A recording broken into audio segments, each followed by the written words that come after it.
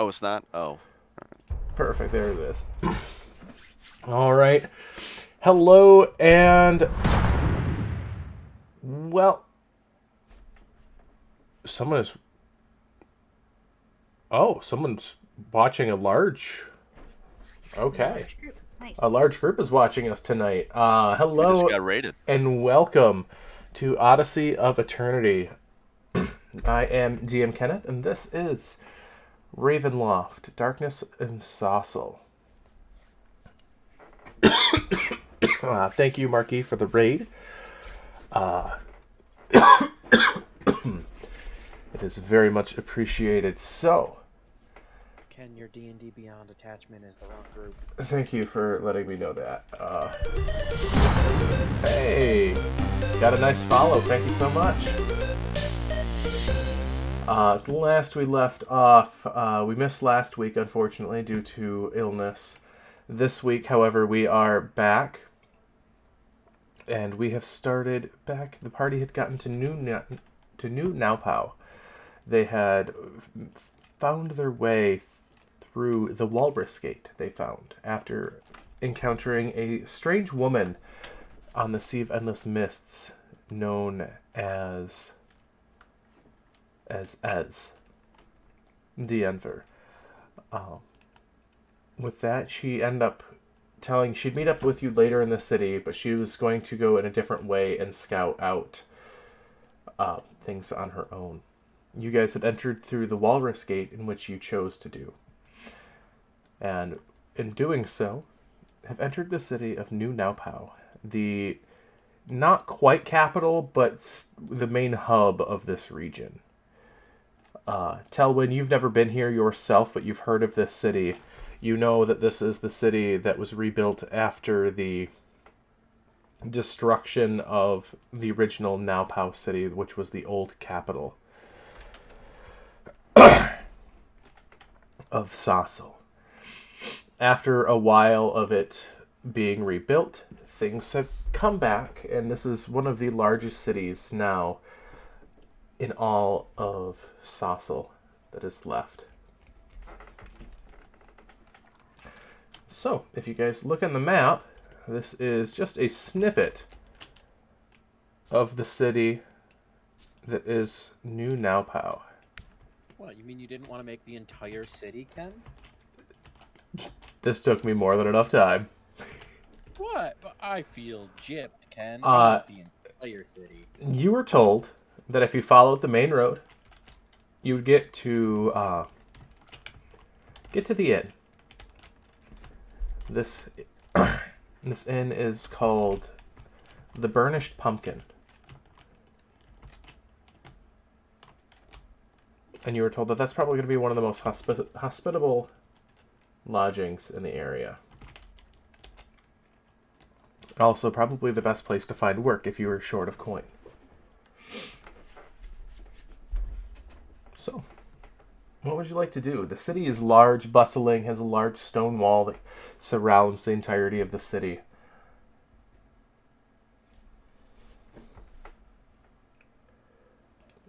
Also, before we get too far into it, the music tonight is brought to us by Sirenscape. And just a quick question. The Clockwork Heart Fugitive, is that also what we're looking for here, or is that from we already figured that out and I'm misremembering We're things? still looking for him. Yeah, We are still.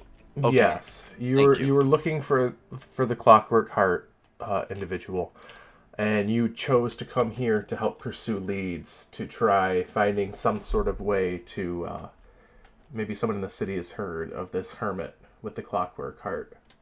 Okay. And then can somebody refresh me on A fugitive. Angus, We have to be careful. the Winged The walrus. Wyvern?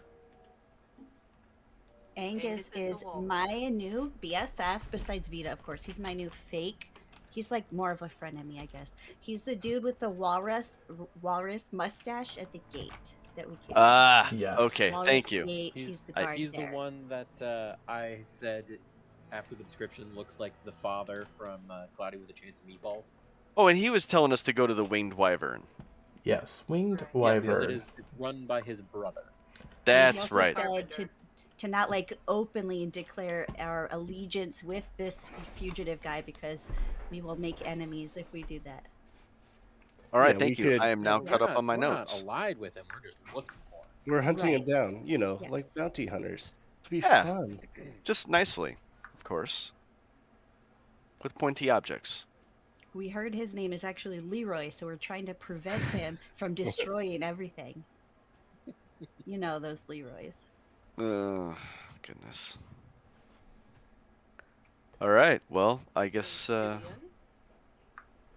I don't think we want to let the ranger lead us to the inn, but I'm pretty sure we should probably just head that way. We might get lost if he leads us. Everyone has an equal chance of getting lost now. Yeah, this is one time Verne just looks over at Numa and goes, "For once, you're a little right. I'm not as well versed with city streets." Oh, well, what generally happens is with city streets, and I'm going to point down And at the little as things, soon you as just Numa starts follow. explaining, Verne just starts ignoring right then and there. I don't remember that. I'm going to start walking down the main pathway, assuming that everybody else is coming with. Oh, I'm coming. I just like have these extra friendship bracelets that I was making during our break, and I am just so excited to make more friends. All right, so you guys find your way through the city. Luckily, you guys are on the main road, and it's very well signed. The bluish green light of this land from the moon that never quite moves, or the sun that never quite moves. You guys are able to find your way to the main inn, the Winged Wavern.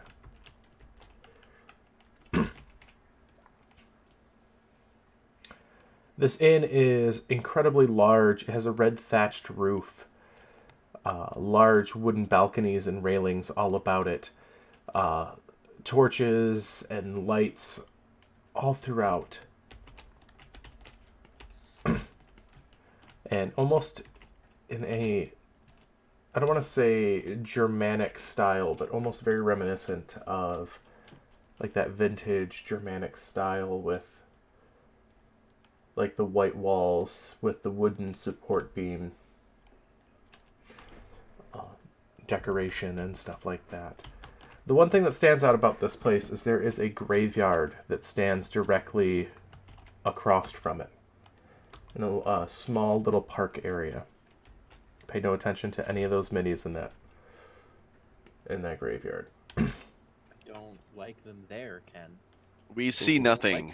We see nothing. Suspension of disbelief. Those are not there. All we see are the gravestones, sir. Yep. There is a large stable off to the side for any of your horses or any of your beast of burden that you have brought with you on this way. Oh, that's right. We actually take care of our horses in this campaign. I forgot. You're not wrong. Oh, that's how that works.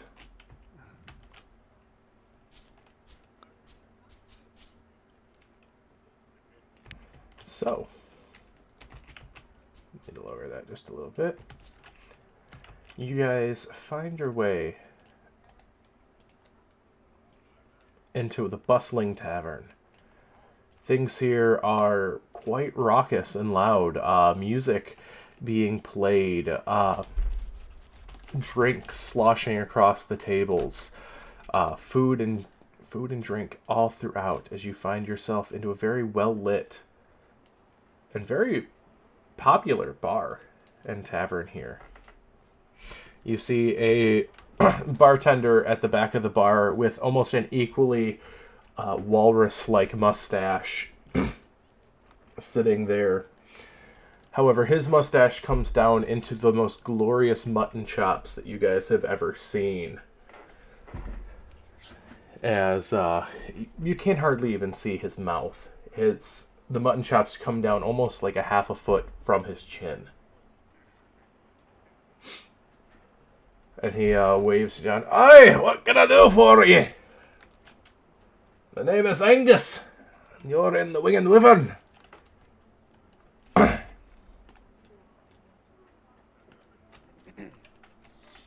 Well, We're here to have some food, probably some drinks, and some rest if you have rooms available for all of us. Aye, we have rooms. And, there is rest and food as the like. Food and drink.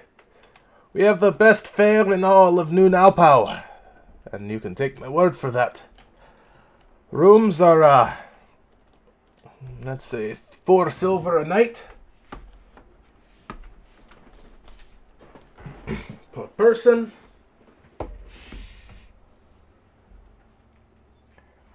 And how much for food for all of us for tonight? Oh, for you, all of you together. A gold piece will suffice for all of you.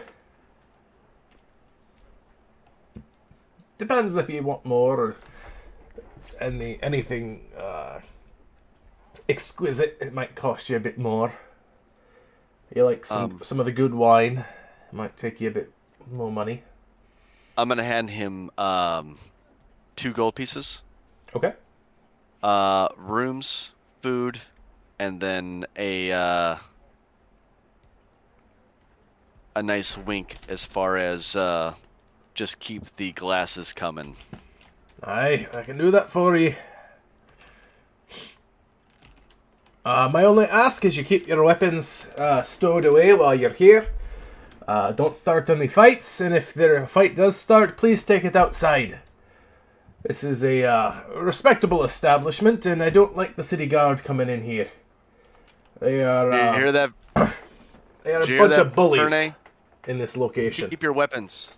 Don't shoot anybody like you normally like to do, and shoot your own Verne, party members, Verne, okay? As I just turn and look back at him. Hey, Verne is still ignoring you. Vito will reach for Bernie's hand. Agni will just look down at herself and awkwardly try to cover her titties up a little bit. I'll let, as far as rooms go, I'm assuming everybody will either pick to be alone or together how they want. I'm not going to assume one way or the other. That's in character and out of character. You guys pick your own rooms and do what you want to do. So he's like, aye, so the rooms, you have to go out the main door, go out and around the sides. The staircase is up the small path by the park to the left of the building. Go up there, and he hands you a couple keys. Each one of you gets a key.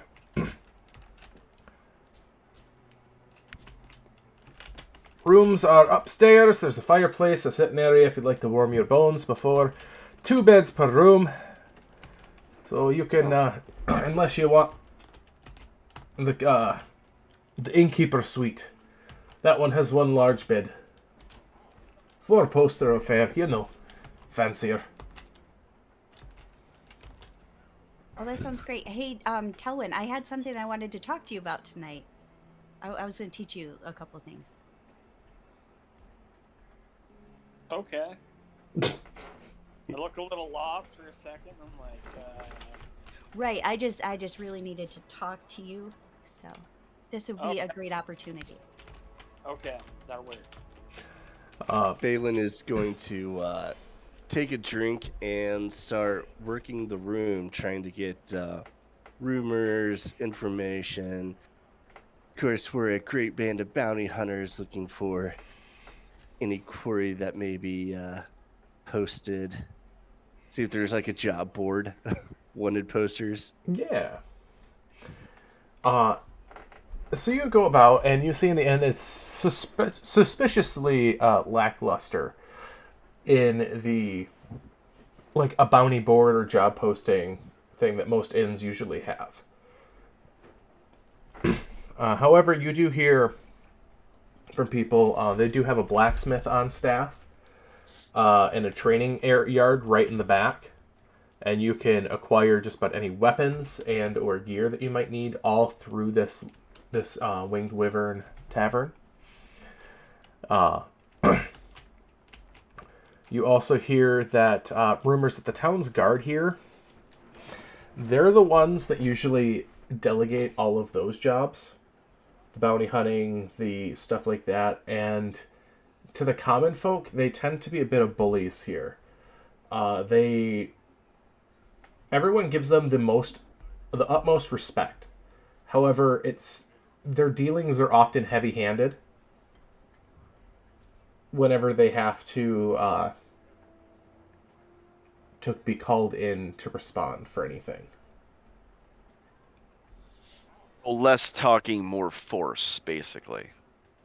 Yes. You also find out just through your mingling and stuff like that there is a large building just across the way, past the graveyard, and it is an open-aired temple to Ogma, a deity of knowledge and the primary deity that is worshipped here in Sossal. Why is there a dragon off in the... Because we borrowed this set for Tyranny of Dragons, and you moved the dragon off. That was a completely different dragon that I didn't place. The blue one? You did place a blue one. Well, there was a black one, and then there was a red one, are the only two options that we had. Oh. Green and black, and there was just one that was there, but not. So the information about Ogma is something that we all know, or is it just Phelan right now? So you guys would have heard that, yeah. You guys, I'm assuming you guys are mostly all mingling here, getting your food and stuff like that. Verne is just sitting at a table with food and drink. Okay. We will join them. They are not the most tavern person in this scenario. Strange new tavern, they're not. Again, wallflower. Yet you enjoy inviting new people into the camp. Anyways. We don't need to talk about it. Uh, I feel bad enough for that. So the food... I'm going to very loudly pull out the Jabberwocky tooth and start recounting our harrowing adventure of killing a Jabberwocky, yanking its tooth out. Of course, slyly mentioning that I outshot our ranger in the party, but not in like a completely disrespectful way, more like in a teasing shot way, not like as in like saying that, if you get what I mean. But just accounting the tale, and they kind of missed a little here, they kind of missed a little here, they just needed some help, but we still got it done. Still ignoring everything that is being spewed from Numa's mouth. I just want attention from the entire... It is a subconscious thing that Verne is now just ignoring Numa. So the food that gets put out in front of you is very, very good food. It's mostly lamb and mutton, different, just stereotypical like village fare, but quite hearty, quite good, and very tasty. The meat's cooked quite well. It's juicy and tender. The vegetables that are put out in front of you are not... You guys haven't had vegetables very often since being here. With the temperature climate being here, it's not very often that they grow very easily here. Mostly winter vegetables, but these vegetables seem to be more of a spring and summer variety, which is something that definitely stands out.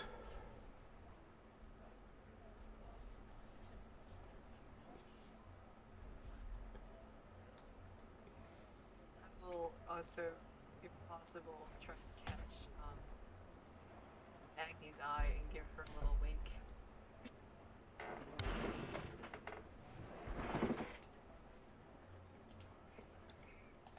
She catches it, but she's kind of oblivious. She's just like smiles huge and tries to wink, but like just full of blinks at you because she's just so excited. I don't really know what's going on. I'm just happy to be here. Look at all these friends we could be making.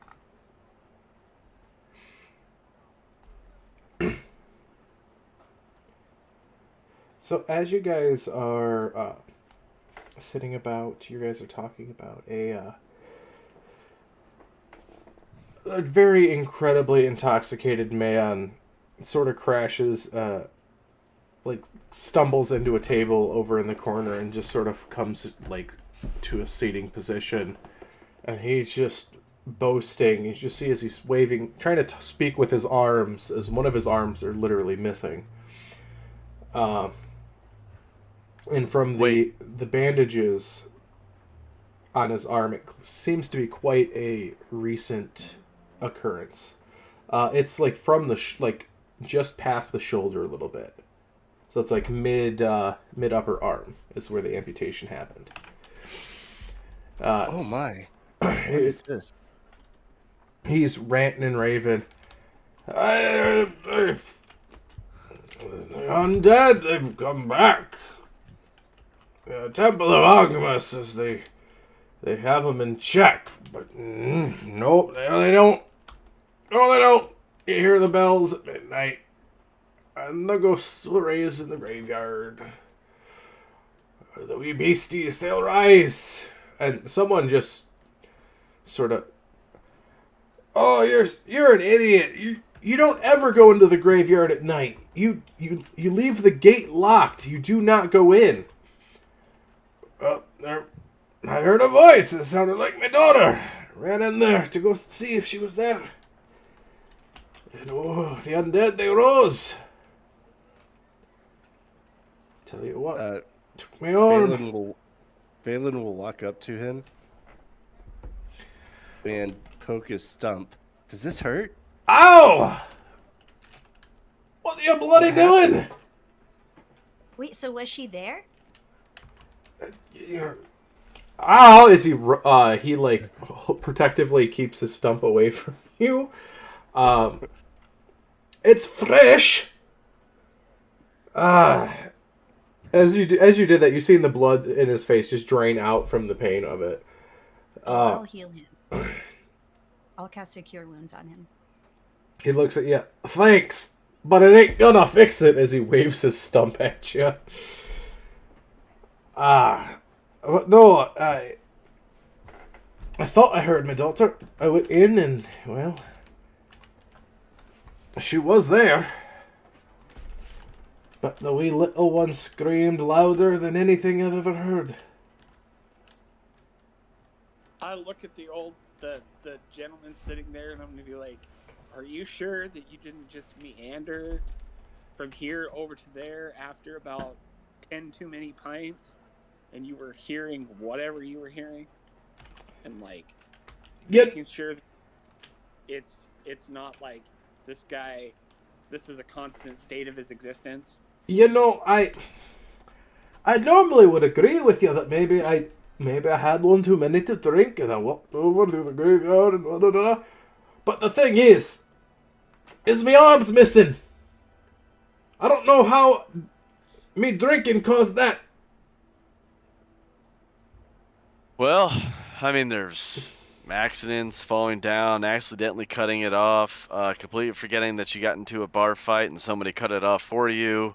You know, you got it stepped on. You got it in a manual wood chipper where they just, you know, you crank it and the thing comes down and you got it stuck in there. And then I'm just going to stop. Did you get it cut off stealing something?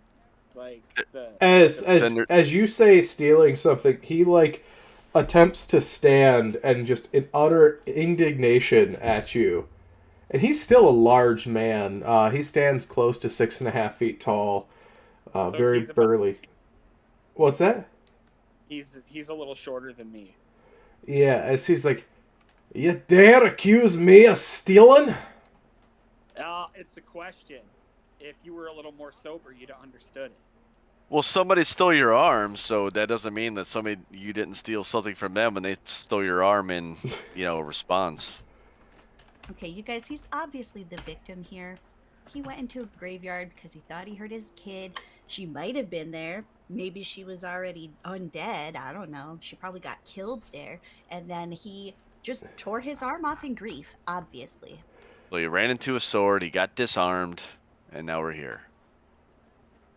I'm gonna sigh very deeply, and I am going to look at Verne, and I know he is not. They are not making eye contact with him. I'm like, Verne, this seems like something that you and I should check out because we both enjoy hunting things, and I mean, we could at least take a peek. And I'm just going to look at them. So to be short in the situation, he's just looking for us to lend a hand. He I think he needs more than a hand. he is actively just. It almost sounds like he's just drunkenly trying to like call out, just get Eddie a sort of attention. It's one of those things that it's hard to say. I will cast calm emotions on him to make him sane while we talk to him. Get more answers out. Is that a save, or is it just automatically I happen? believe it's a save. Let me check. Yeah, it's a charisma 16. All right, he gets a 7, so he ends up failing that. Alright, it'll last up to a minute so we can get a couple very pointed questions out of him while he is a little more in his mind. So what are you looking at? What do you need, elf? Who do we talk to at the temple about ghosts in the garden or wherever it was? I mean, there's the Is it a stick up acolytes his might know. ass, or is it your arm? Who's more pleasant to talk to? He just at sort the of temple? gives you a vacant stare because the calm emotions is suppressing his yeah. rage of Thank you. the pun. I mean, the acolytes would be the best people to talk to. You might get more of information, less denial. But they are all afraid of Jocelyn. He is a... something's going on with him. Don't know what. But not as right as rain, that one. Thank you for your help. And I'll hand him a beer. He takes it and he gulps half of it down and with one arm brushes the foam away from his mustache. I imagine the spell fades by that point. Yeah.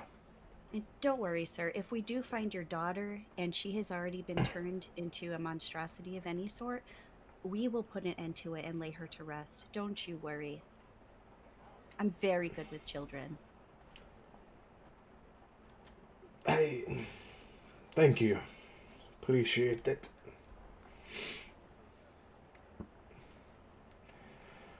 Did Verne listen to me, or are they still ignoring me?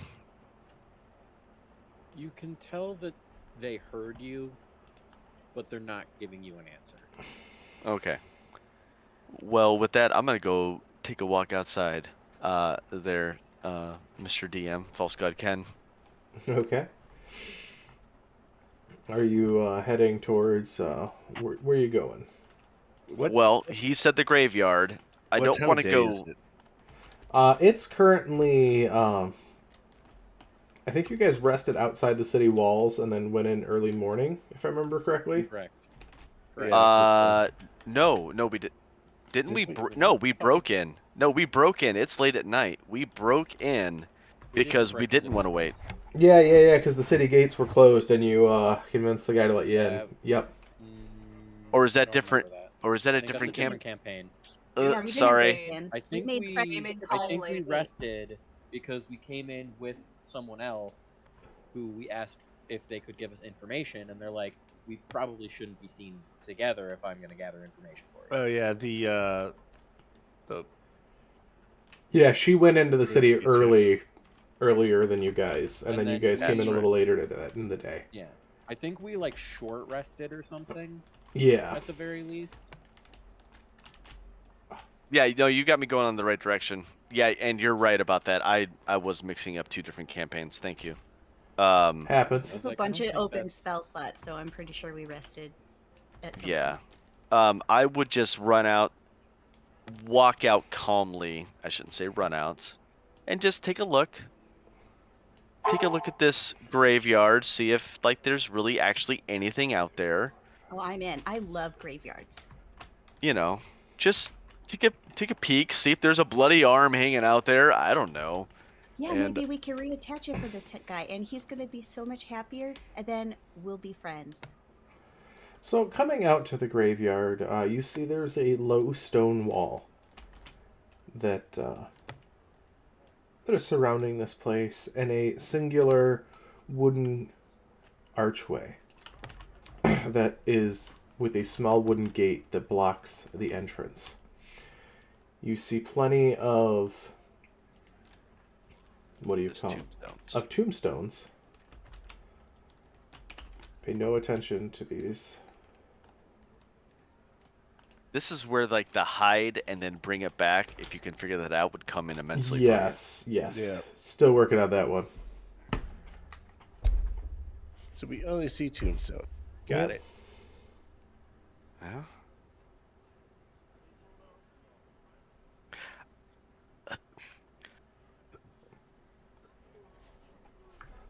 Well, if we only see tombstones, which is what we see, I'm going to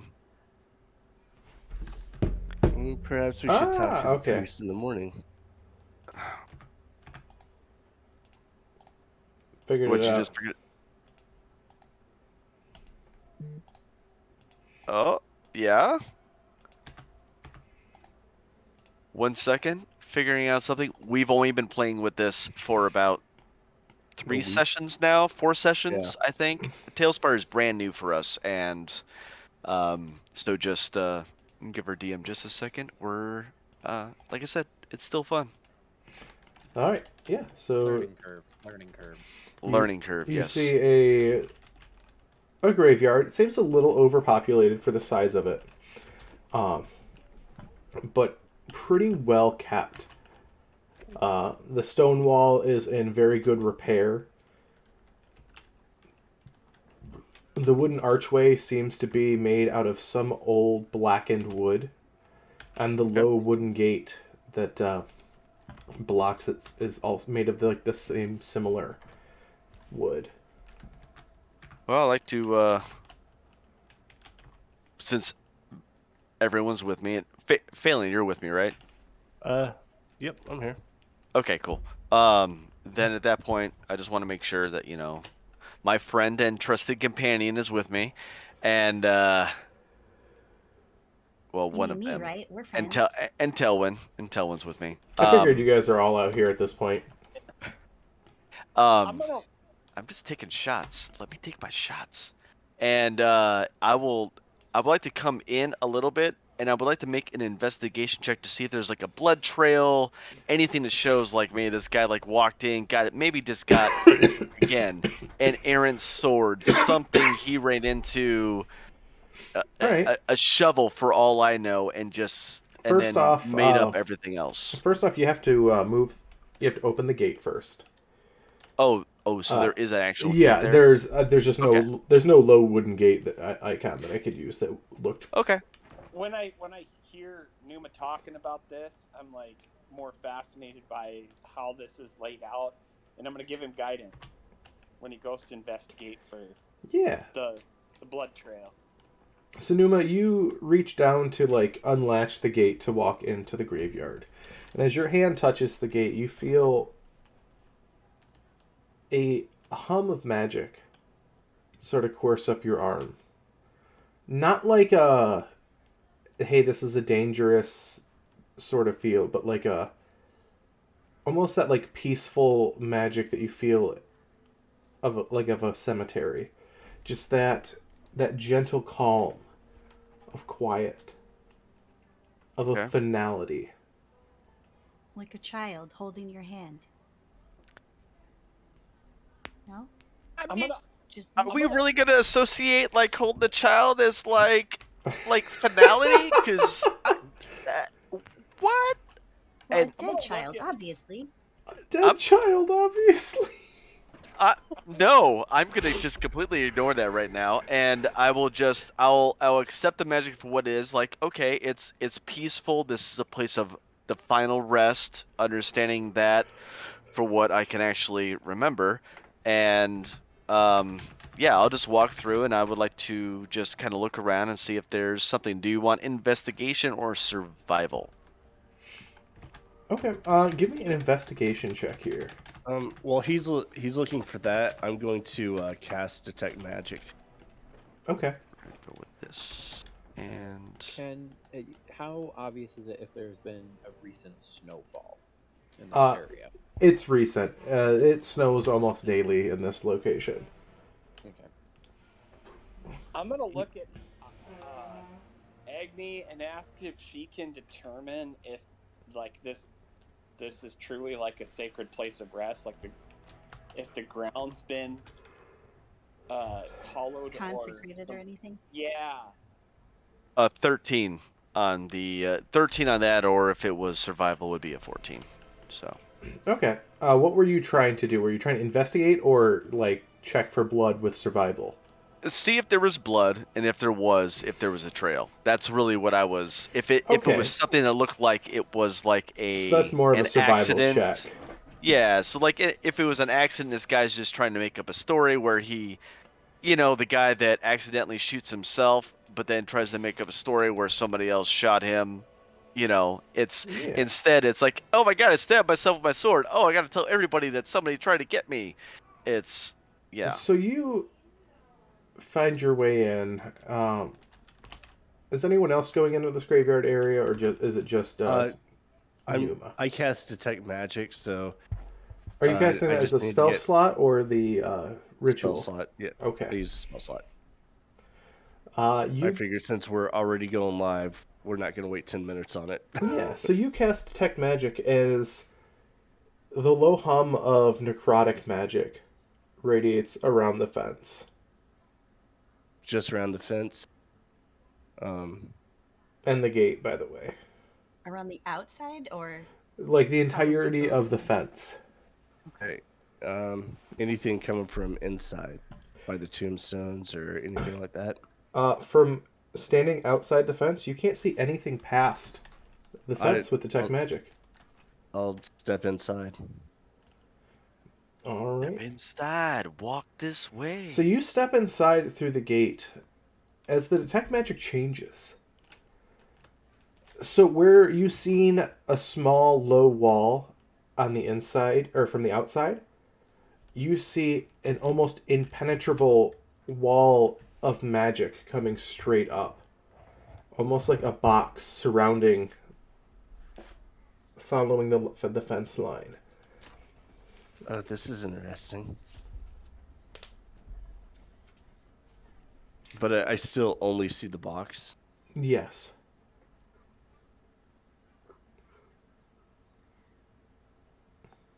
Numa, I think you should step out.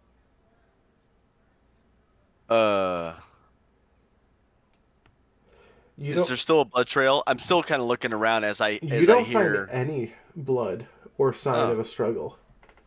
okay. Can you find the arm in there? Because I need it for this friendship bracelet.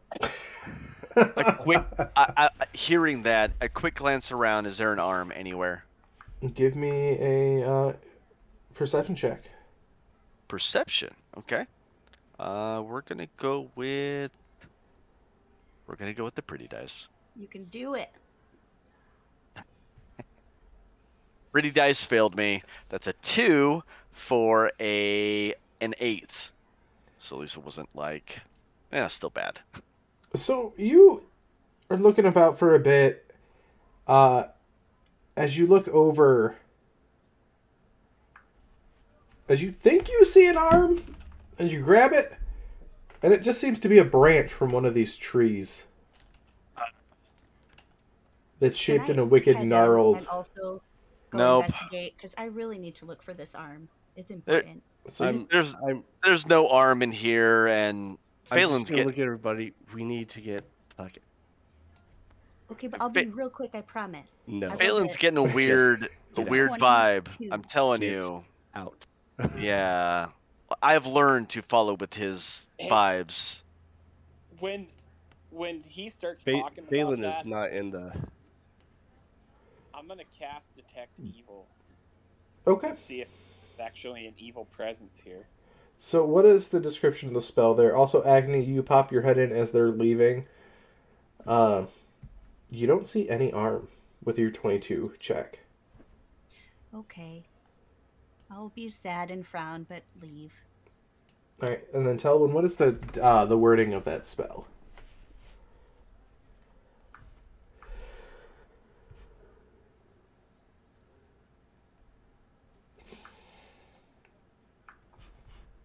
He detects all evil, obviously. I mean, actually, I have no idea. Telwyn, you're muted, by the way, if you're talking. Oh, yeah. Sorry. I was. It's for the duration of the spell. You know if there's aberration, celestial, fey, elemental, undead, fiend within 30 feet of you, as where the creature is located. You also know if there's a place or object that has been magically consecrated or desecrated. The spell can penetrate most barriers, but is blocked by a foot of stone, an inch of common metal, or a thin sheet of lead, or 3 feet of wood or dirt. So, looking at from standing on the outside, the fence line shows that it's consecrated. Okay. As you see the spell, you see different symbols of Ogma. Okay. All on every stone making up the fence line. Okay. I'm gonna step in while using this Yeah. to see if it actually changes beyond the barrier, like something's changed it inside. Oh, after he's- it absolutely changes when you walk in. When you walk in here, this is some of the most desecrated ground that you've seen in a long time. Okay. Come back and explain to the party after, like, because Numa's still in there, correct?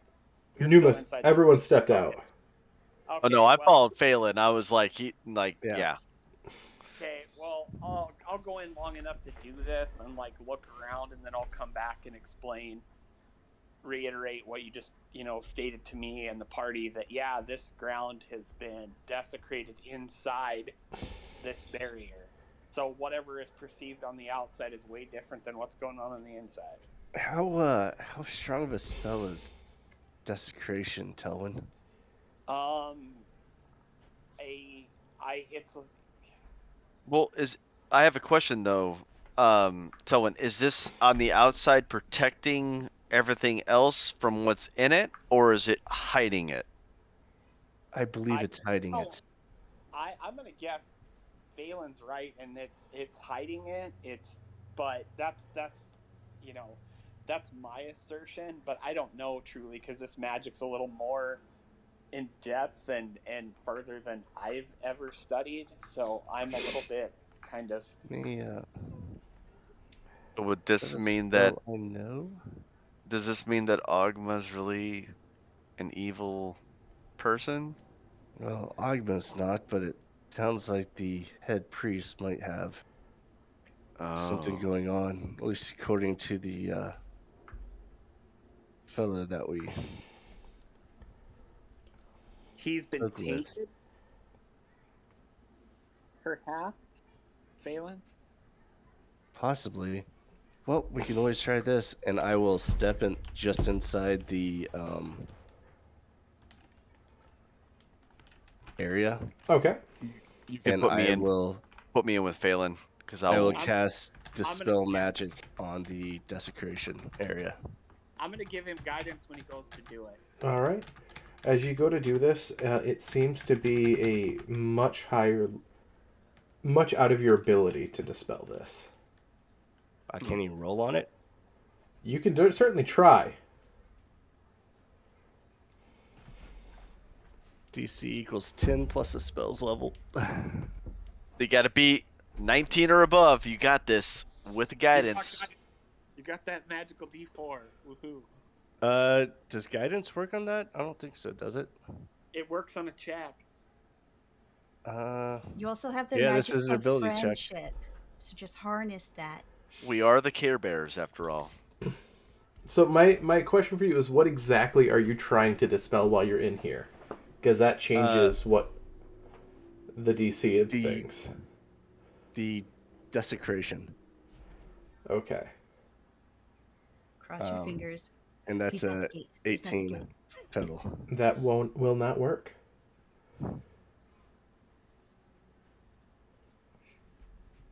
As you get the feeling that the desecration is probably not arcane in nature. So Yeah. if he is, are you explaining this to us after you cast it? I will once we step back outside. I'm not Okay. waiting inside to talk about it. Yeah, we'll walk back out. I'll walk back out with him. I think maybe we should go to our rooms and speak. Ken, I do have a question though. So Yeah. when I grabbed the handle and I opened up that, it was a calmness and it was not something that felt evil in any way, correct? Yes. It Okay. felt final. It's we Final have as some- in what I'm going to is final, or final as in whatever is in there is this final? Yes. what Is it What we're- possible to roll an insight check on that? Yeah. what we're looking at is someone has changed what's going on inside the graveyard. While 19. the walls outside are 19, all right. supposed to be pleasant. And I guess I'm rolling an insight check on that feeling that I got, whether if it was like Yeah. one of Yeah, animosity it's- or not. Not animosity, but You get the feeling that this is like a peaceful finality. Like this is meant to be a restful place. whatever has happened on the inside has caused us to no longer be restful. So someone has Yes. twisted the nature Okay. inside. So all right, so I'll just relay that information and just like, well, I don't know if it's trying to hide it. When I put my hand on this gate's door, I felt this surge of magic come up, and it was like this, but it was a calm, like finality, but not like a finality. If I walk through, I'm going to die. It's more along the lines of like this peaceful. When you walk through, this is supposed to be a peaceful place of the end of people that are being put to rest. This is not supposed to be an evil place. And whatever is going on in here, whatever this magic is on the outside with this door frame, and I almost want to shut the door and let somebody else grab the handle and open it up. Actually, I'll do that. I'm going to shut the door and like somebody else like reach up and grab this, and maybe you will get the same feeling that I do. Whatever's going on inside there. Phelan will let you know. I've already seen the magic. It's different on the outside than it is on the inside. And as you guys are sitting there, a very tall, lanky figure in almost jet black robes, just very thin, very gaunt, stands behind Vita. I see you are, let's say, admiring the cemetery, young one, as he looks to Vita. Do you have someone in here that you are paying your respects to? No. I would say they're admiring the cemetery. Ah. Things work in weird ways, and I am, forgive me. I forget my manners sometimes. I am High Priest Jocelyn of Ogma. At your service, young lady. What brings you to New NauPau? Ask him if he's seen an arm anywhere. We are bounty hunters. Currently there is a bounty for a missing hand. That sounds like a job that is beneath individuals such as yourselves. You seem quite capable. If you are looking for work, the Church of Ogma has some jobs available. Well, we were Thing, headed does in it? that direction. Oh, I'm Say sorry. that Go again, ahead. Vita?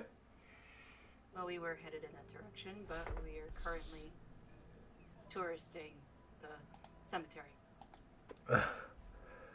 Touristing is quite. This is a good place to do that. The city is large and quite pleasant if you find different sights that you like to see. Is there anything that you're looking for in the city in particular that I can help point you in a direction?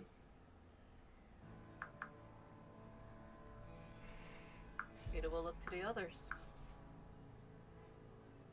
Well, we were looking for the town guard. We were told they might have some bounties for work. And as I'm looking at him, is my dispel magic still, or not my dispel magic, my detect magic still up?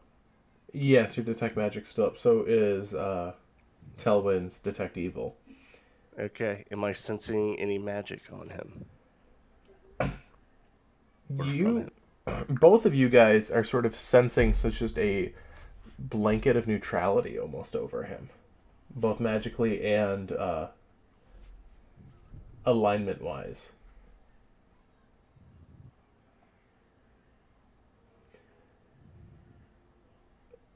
This place is a place of progress and knowledge, and we strive here to educate and learn. Do you also educate them on the, the evil stuff that's, and I'm just going to point through the gate. He gives a dour smile. There is a reason we have a wall around the graveyards and a gate. It is more of a boundary for the dead than it is the living.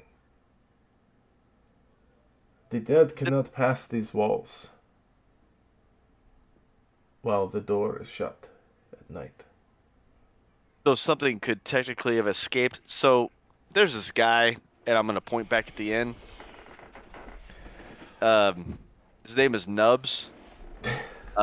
He lost an arm, or at least and I'm gonna just point up to the elbow. He says to an undead thing, but he pointed at the graveyard, or out in this area, which is why we're out here right now. And if you're saying they can't come through, but when we walked in there were none there, that says to me that they came out and did stuff that you say they're not supposed to be able to do?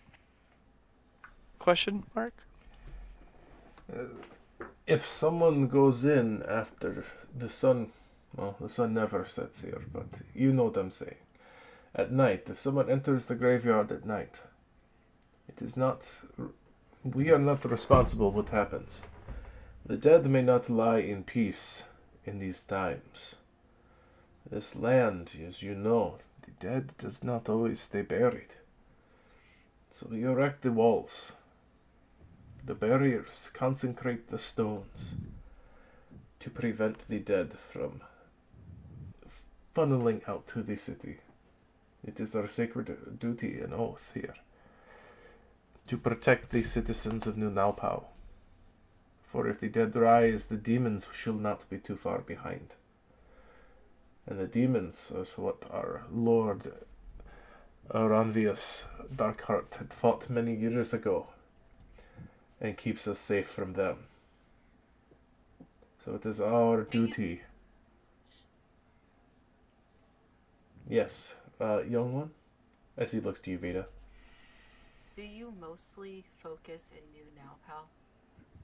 Me? Yes, I am High Priest of Ogma here in New NauPau. Do you send others out? We do sometimes, yes. We have acolytes and pilgrims. Anyone recently? He sort of He sort of stops and thinks.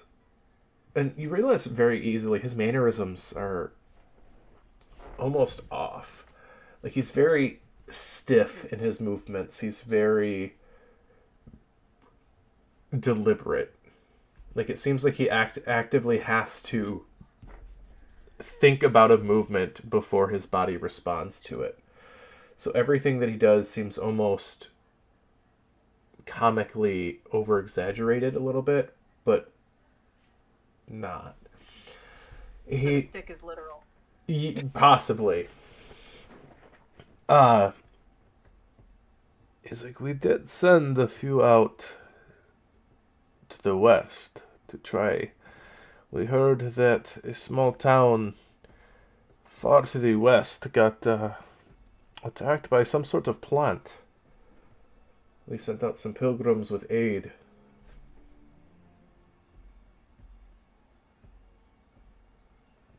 Can I insight if that's like beyond like the sense of literal context? Like, what do you mean by that? Like he says eight, and knowing the ever so fun experience of being in my what happened, like yeah, he really sent aid, all right. Oh, okay, so you're trying to see if the aid was like actually helpful and not something awful and sinister. Yeah, go for it. I don't know if this is.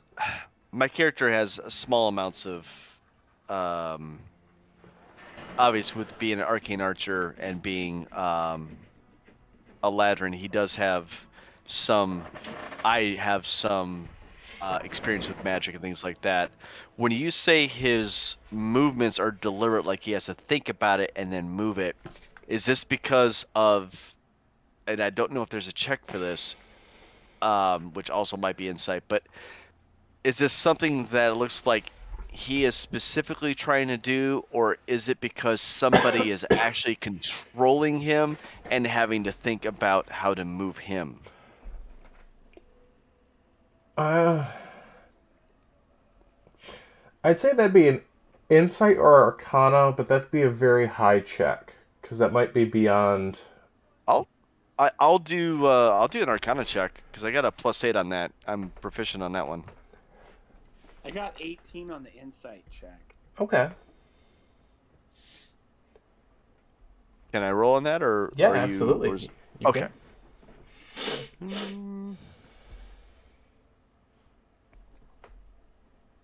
Yeah, man, I'm not rolling well. Yeah, it's a 14. Sorry. 14. It's hard to tell. It could just be that he is very old. It could just be that he's stiff in the cold. Could be other things. Anyone else would like to do anything while you're talking to this man? Any questions for him in particular? Can I smell him? I just need to see if he smells, decrepit, rotten. You sort of sniff at him, and he just sort of raises an eyebrow at you. Is this common where you are from, to sniff the elderly? Of course. Yeah, is it not common here? I am so sorry. I need a really big whiff. Can I, just get really close to him? Stand right next to him? You can give me the most awkward perception check I've ever... I'm willing to do that, yes. Oh, God, that was so close to net 20. How about 11? Fellow human, absolutely. Greetings. Let me get a whiff, sir. Yes, keep in mind. As he just looks at you... What is your aftershave? Is that dirt? Death? No, It not is death. the incense of Aguma, and you are standing too close in my bubble. Miss, please step back. Oh, okay. Sorry about that. I will step back. So, High Priest, if we need to seek the knowledge of Agma, where would be the best place to find you? He just sort of points at the overly large and exaggerated temple right behind him, behind the graveyard. It's a very big building. Do you have an office, or is it just one big room? I haven't had a chance to go there and pray myself. I am usually there the majority of the time. I can be found there. If I am not there, I will be there shortly. You can leave word and someone will find me. I do not make a habit of giving up my personal residence to strangers I meet on the street. Of course. That's a very fair and safe thing to do. I am going to hurry around and basically run to my room, sit down, and cast Arcane Eye Okay, so and you follow him. So This you, is all normal for us, by the way. This is everything that just happened. Yeah, Just Verne average- is average going for us. to look at the High Priestess and say, Priest. yes, apologies. This is one of the weirdest groups that I've ever been around. This is the only Do group excuse ever. us, and I'm going to walk up to the rooms. I okay. don't understand how it's weird. If my friend smelled bad, I would let them know. That's what It true was- friends do. Don't mind him. This guy gets they get lost like walking into a forest and then they don't even remember which way is north or south. Like it's bad. One of the worst rangers I have ever ran into ever. And not to mention accuracy with a bow. What? I don't even know. And then since Phelan went inside, I'll look at Telwyn and just kind of motion, are we going back in? And if he says yes, then I will walk him back inside. I'm still waiting to find out if the insight check picked up as like his. Oh, sorry about that. What'd you get? You said an 18? Yeah. And you were looking for the aid, yeah. So for that, he seems to genuinely be telling the truth with that. He sent people probably knowing the Temple of Ogma. It was in their terms of care and aid. It was probably priests to help heal, or with food. Wait, one thing though, Ken, though, because you told us through the person that we had talked to prior that the people that are currently under the quote-unquote spell for Lord Aranvius, everything that he does, they assume is for the betterment and for Yes. the everything good for everybody here. So the aid that they applied or supplied coming from Lord Arambius, they may have thought that it was good. That doesn't mean that it was necessarily good for them, correct? I will leave that for you to decide. Well, no. Well, the reason why I'm asking this because this would change Telwyn's insight check based on now all the knowledge he has about Aranvius being evil, everything that this guy has done, and also based on his family history, all of that. So when he does the insight check with that information and based on the aid, does that actually change it? I don't think it could because if the guy believes it, Yeah. Oh, all right. Well, that's fair. But would his?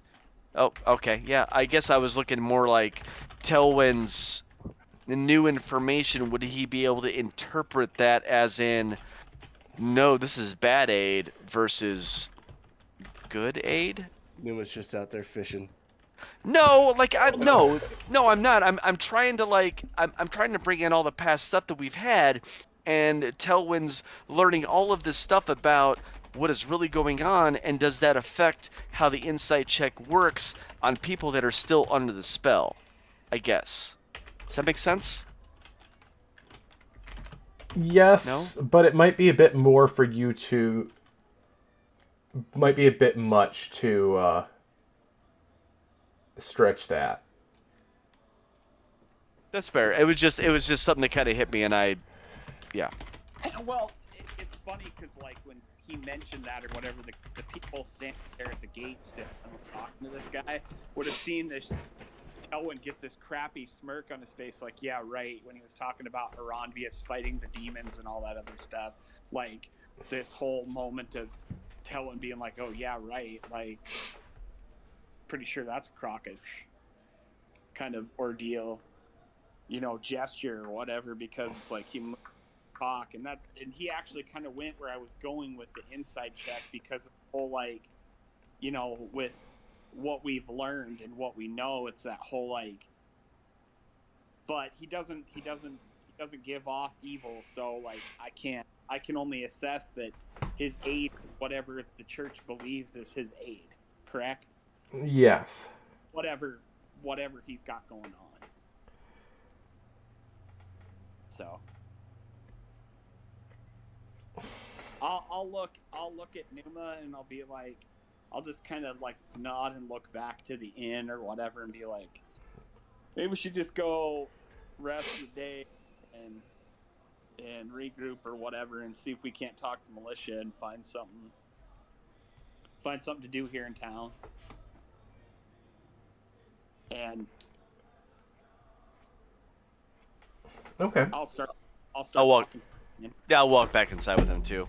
all right. Maybe have a couple more pints or something like that. So Agni and Vita, is there anything that you would like to do whilst talking to this individual, or other things? I feel like I need to step away from the individual because it's getting awkward for him, and I'm not really sure why. So I'm just gonna follow everybody. You were else. really in his space, and then you just so you step back and start following. Yeah. Well, I had said I had stepped back after he asked me to, but yeah, I'm gonna go find Telwyn and hang with him. Okay, so Telwyn is back in the bar. Vita, anything for you?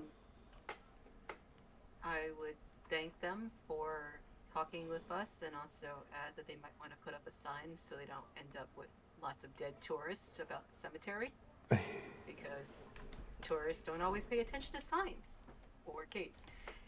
Anyways, and I will wander back in to find Verne. Okay, so as you go to go back, he sort of nods and smiles about the sign. He's like, a great philosopher of ours once said, natural process of elimination. If they are not smart enough or strong enough to be in the gene pool, well, it is Was it unfortunate. the great and all wise Aronvius as we're walking away?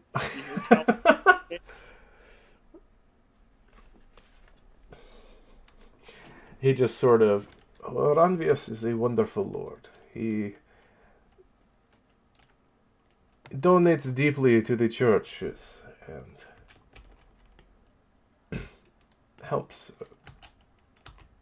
out the needy when they need, and gives us all a purpose in this land.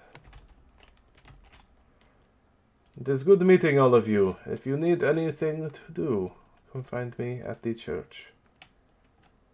As he starts to, very stiffly walk away. And I've just had the arcane eye basically over him, just following him for the next hour. Okay. As soon as the arcane eye hits the border of the church, however, the eye, you get some weird freaking visuals. That eye hits the border of the church, and have you ever played Skyrim? Yes. You know the sort of Hieronymus Mora sort of tentacle eyes, just conglomerate sort of thing that it just sort of comes out of the ether sometimes. Mm-hmm. When it hits Kind of felt like that. it makes you almost feel like the inside of your brain is crawling with these tendrils. When the eye gets to the church, you can still see into it, but it's just like that hazy green slithering sensation all throughout your being. Gross. Oh, it feels it like it's a hard thing to describe. But back, yep, real quick. Good. I was about to change the scene real quick. Oh, I was gonna say, do I see him doing anything for the next hour? Like You see him taking off his robe, relaxing. You don't see him taking off the robe. He's sort of going about the different church or the church grounds. He's tending to the lights. He's tending to just daily, like, duties that he would have to do. And some of the stuff is stuff that the acolytes should be doing, but he is taking care of as well. Albeit in his stiff, sort of sickly motions. So he's not taking care of the acolytes. I'm just gonna leave that alone. Just keep going. Yeah, not like that. So Telwyn, or not Telwyn, Verne, as you and two. All right, so you guys each have your rooms. Were any of you guys splitting rooms? I figured Verne and Vita would probably split a room. Not the Just innkeeper's let's leave room? alone. Hey, you're the one paying.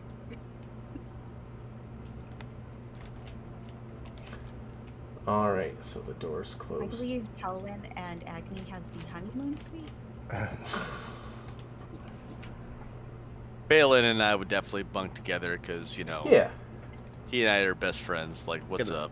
Gotta watch each other's backs. Trust him completely. We don't know what's going on with these guys. We don't even know if we can trust them yet, so. Wait, that's not. That's the wrong one. Yeah, you got, Yep. pretty sure that's, yeah, there we go. Yeah, Rombo guy. Yep. Dope. It's okay. There's one that actually knows how to use the bow, and there's the one that pretends, and he's the pretender. All right. So, handling to Sorry, Verne. to Verne and Vita in your room. The door closes behind you guys as you guys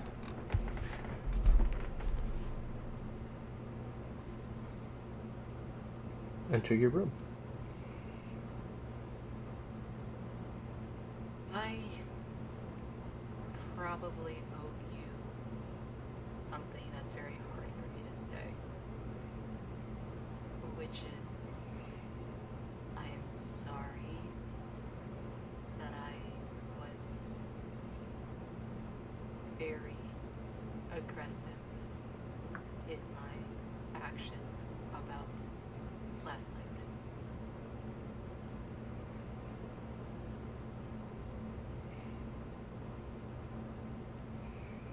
Verne kind of looks over at Vita and goes,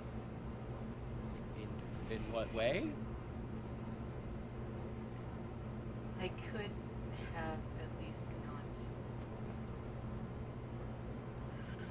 This is hard enough for me to do this. I shouldn't have been so rude in saying that I know I came across as accusing everyone of not caring and then being angry about the fact that I died. It wasn't. I could have been better about it.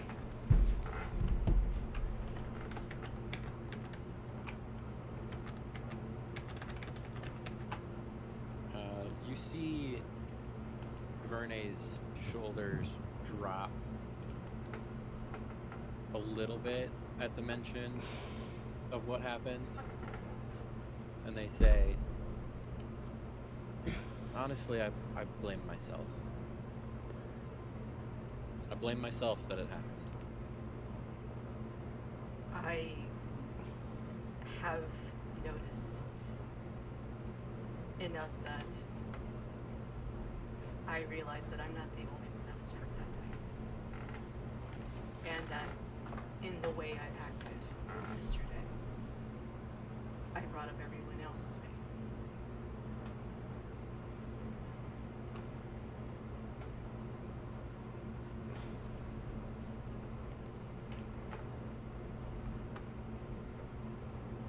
I forgive you? Verne does give a small, somewhere in between chuckle of kind of like sad, but not like sad but cheerful kind of chuckle. And just says, well, at least someone does. What do you mean by that? Because as much as I want to, I still can't forgive myself.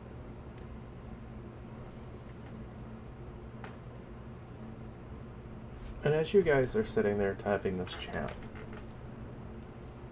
Verne, as you're sort of absently staring off as you're having this talk, you're sort of looking out the snowy window. You see one large black raven sitting on the windowsill, just outside the window.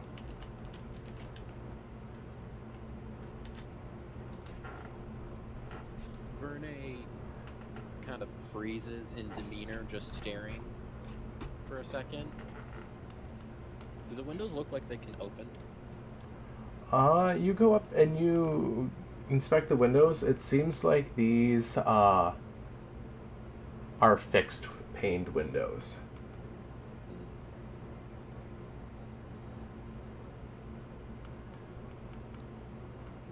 As you approach, though, the raven just sort of tilts its head, looking at you, pecks on the glass a few times.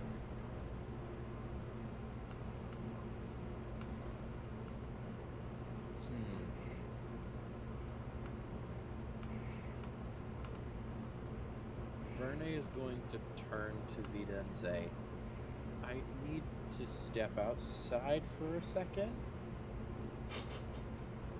Will you be okay alone? I mean, you can come along if you want.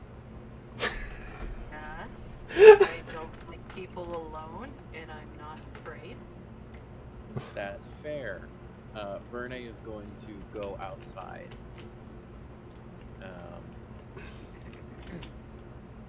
And if they can't see the raven right away on stepping outside, they'll start to walk around.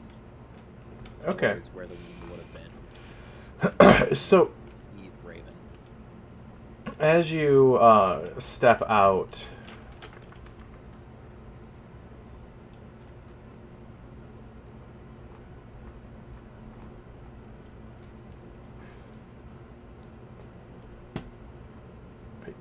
is there no actual raven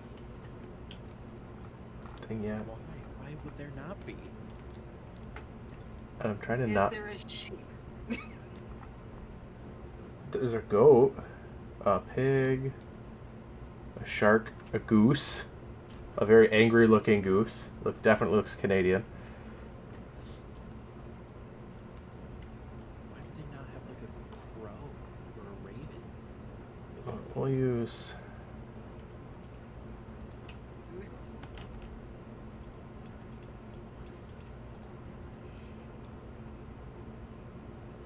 So all right, we'll use an owl to be respectful of the ravens.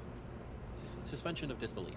Yeah, suspension of disbelief. This is still an early access program. But you do see a raven just outside of the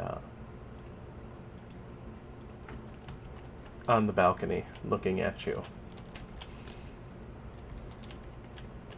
They're Telwyn, or not Telwyn, Verne. Verne will walk up to it slowly Okay. and just start looking at it. Give me an animal handling check.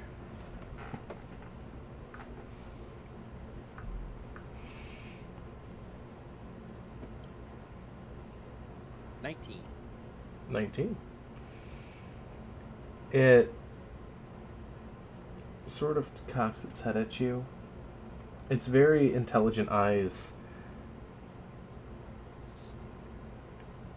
unblinking, staring at you.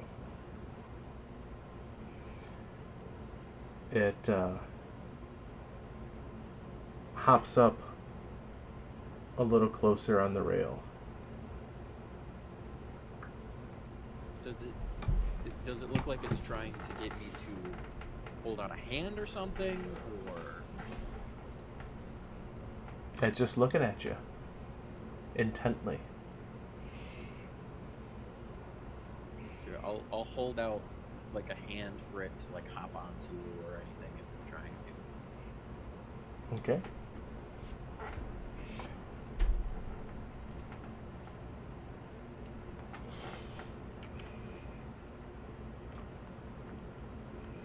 You hold out your hand as it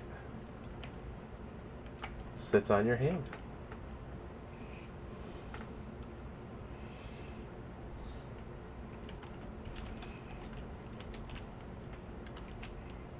There, that's a bit better angle for it.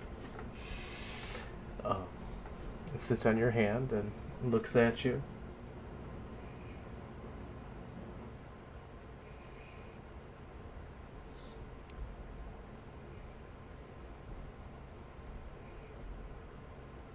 Its eyes seem more intelligent than any bird that you've ever seen.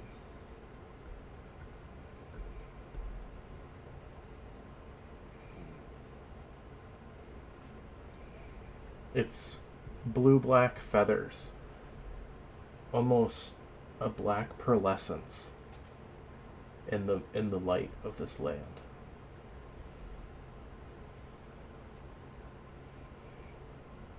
Verne is going to say aloud, not necessarily like at the raven in particular, just saying it out loud. Are you trying to tell me something? Kind of like almost trying to talk to the Raven Queen, but Its head thinking cocks out loud sort of thing. Its head cocks to the side as it calls out, "Name!" In like a raven's caw, not like a grizzled voice like I just made. In the typical Yeah. crow raven type way they can mimic Yes. voices. Oh,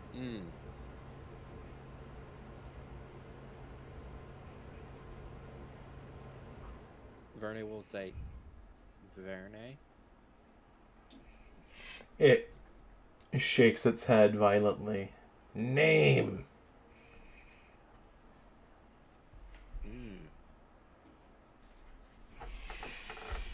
Can I roll an insight check to see if Josh's assumption is what this crow is trying to? Sure.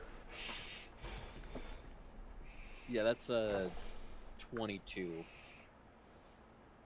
Just because Verne is confused and wants to make sure on this.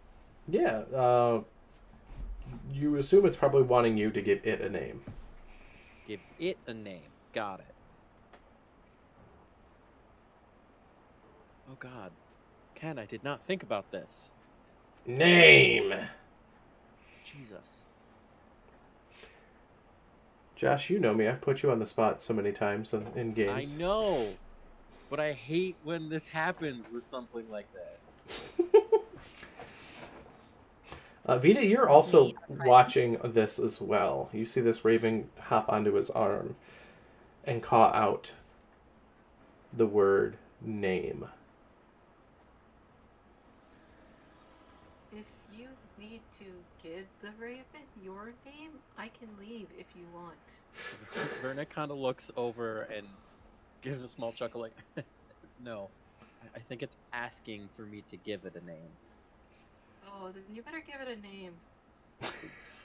Any ideas? And as you ask her for an idea, it pecks you on the side of the arm. Ow, okay. I'll think of it. I'll think of something. As you just hear a corvid like like a cawing, like sort of like a cackling caw.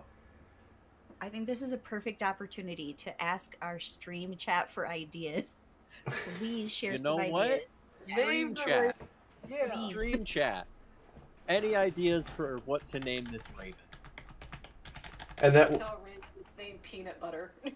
also, it wasn't doing that to dismiss you, Vita. It was just doing that because it was funny to mess with Verne at that moment, not to. I figured. Uh,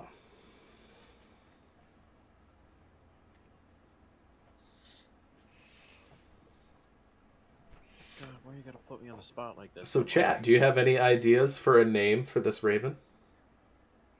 Evermore. Good lord. I like the reference there.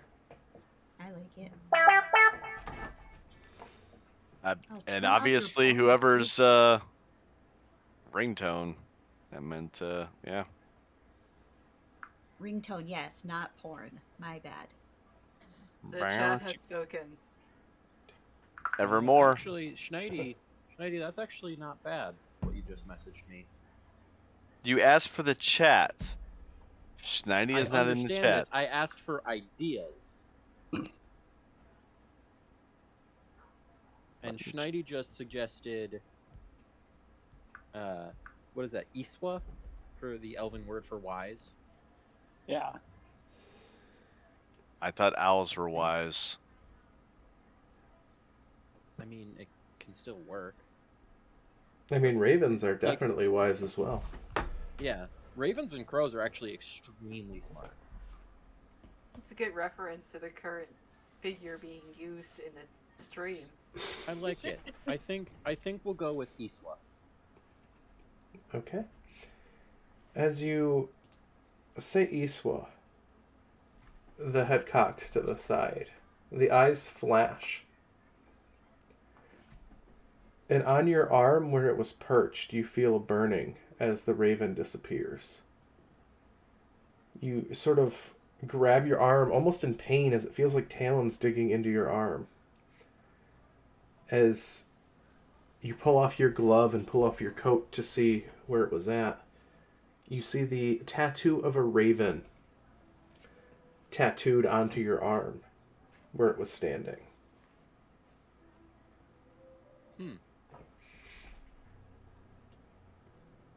You're really getting marked up these days. As this essentially gives you the ability of Find Familiar, with Iswa being the familiar. You just gave me a familiar. Thank you, Ken. As this is where we are going to take our intermission for the night, guys. Like after you name the bird. Yeah, I just had to put you on the spot there for a minute. So chat, we will be back in roughly about 10 minutes. It'll give us enough time to get up, go to the bathroom, grab a snack, some water. We'll be right back. See you shortly.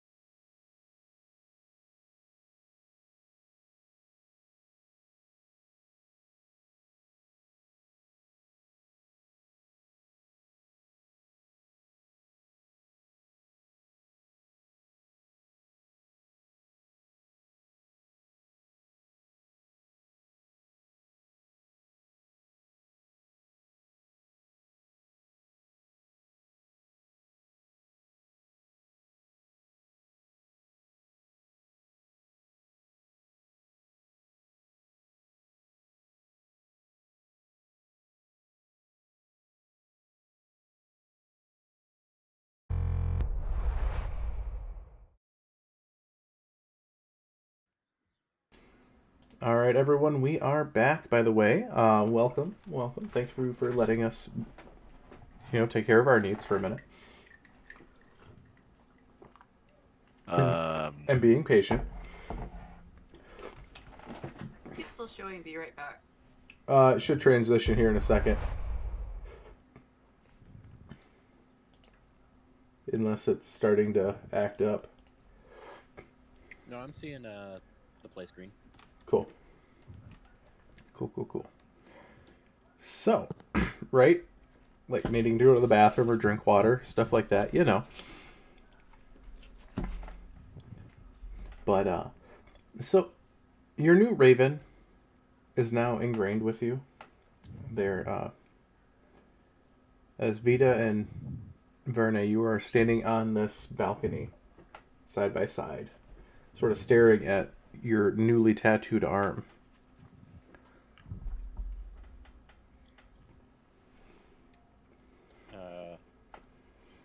Verne is unable to hold back a smile upon this happening, and I assume feeling the sort of magic of being able to summon this raven. Yes.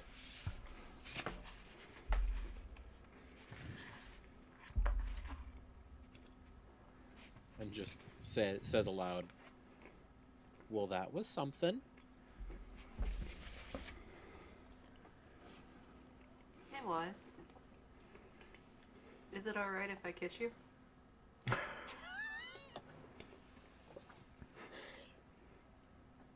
I think- aware that I tend to be more forward than maybe what you're used to. Verne kind of like jumps a bit at this words. And that being said, gets very red in the face with a surprised look, but nods without being able to say anything. Alright, then Vita will plant a smooch on Verde. All right. Is on the balcony. The snowy balcony in the blue sunlight. Vita quickly gives Verne a smooch. As Verne is turning 14 different shades of pink and red. Snow melting around them.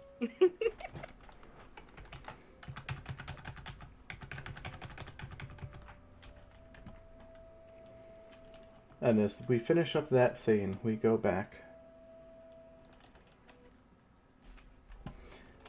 We move on to our next group of people.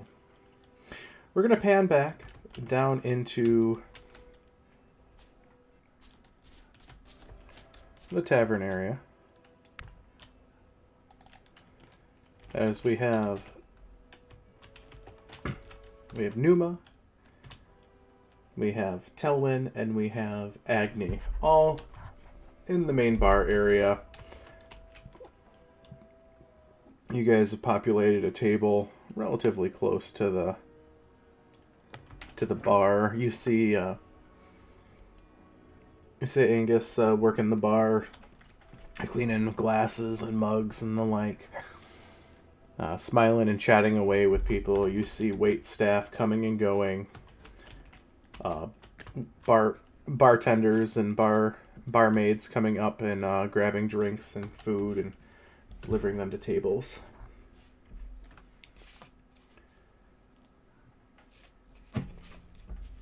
What are you guys doing in here? I look at Numa because I know he wanted to further explore, and I'm gonna be like, so here's my thought about that whole looking at the Whoa, Ken. That was the previous people, not us. We're still talking. Yeah, we haven't made it to our room yet. Sorry, someone messaged me on Facebook, and that's just about the Facebook ringtone. I'll turn that down here. Sorry about that. I'll look at him and be like, so they have the magic to keep the stuff in, but they don't have the magic to do anything about the stuff within. That doesn't make any sense to me. But I pray to the gods and my beliefs, and the magic I get is whatever they fill me with, not whatever that hot mess was that was going on in there. It's Well, I don't basically hardcore edging.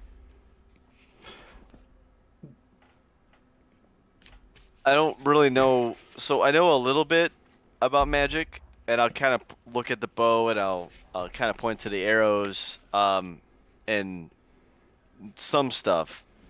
But to be honest, I think I've forgotten a lot about other magic, and Phelan, I tend to follow what he says about magic because he's a little more experienced in some of this than I am, and I take his lead on this. Now, based on what I understood, there's a lot of evil in there, I think, based on what you're saying.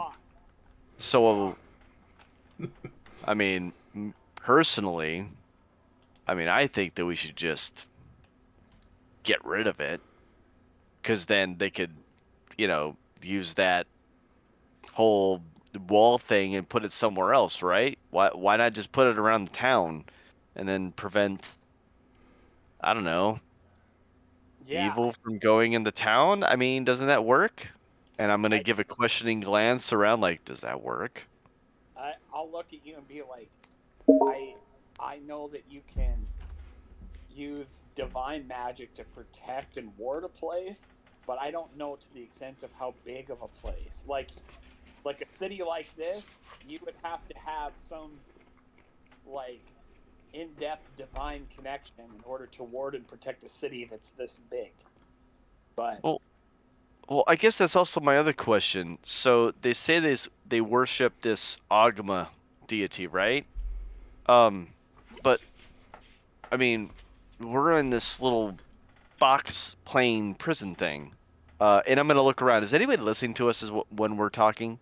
Doesn't seem to be anyone in particular paying attention. Okay.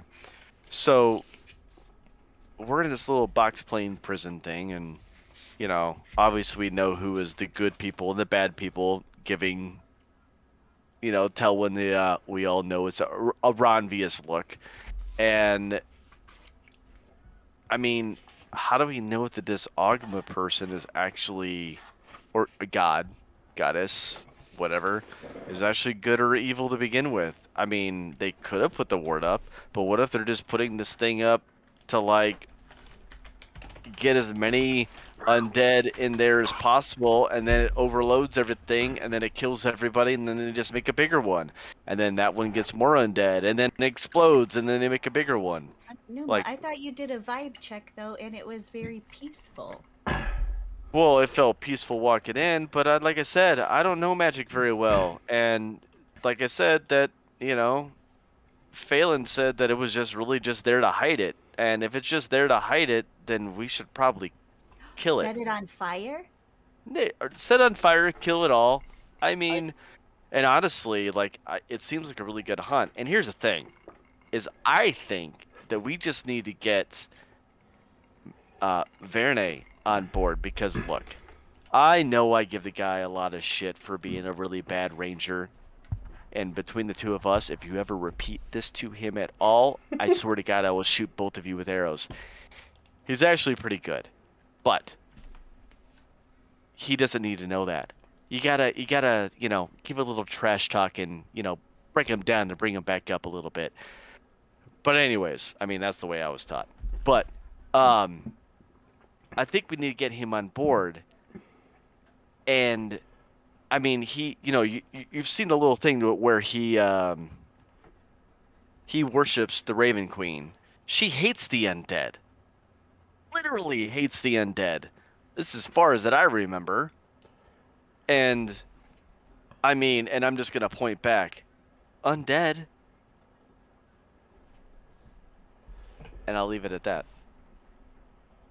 I'm gonna look at Newman and be like, yeah, I'm all for that whole eradicating whatever is going on, but like to me, the bigger purpose is setting things in balance. And I kind of look at him with this look like, without talking, because everybody knows how I feel after being, at the winter court about things. Of like, when I say setting things in balance, it's more like,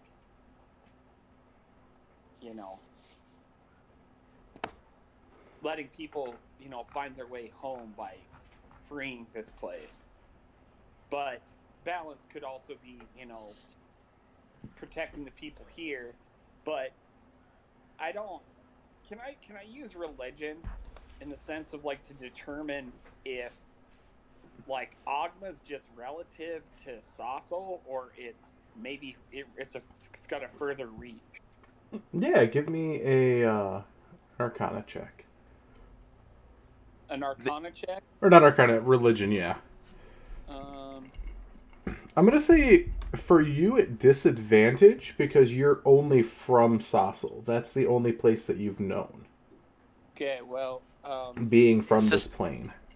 Oh, well, could I technically assist him? You could, yes. Alright, I'll assist him. So at least you get a straight roll.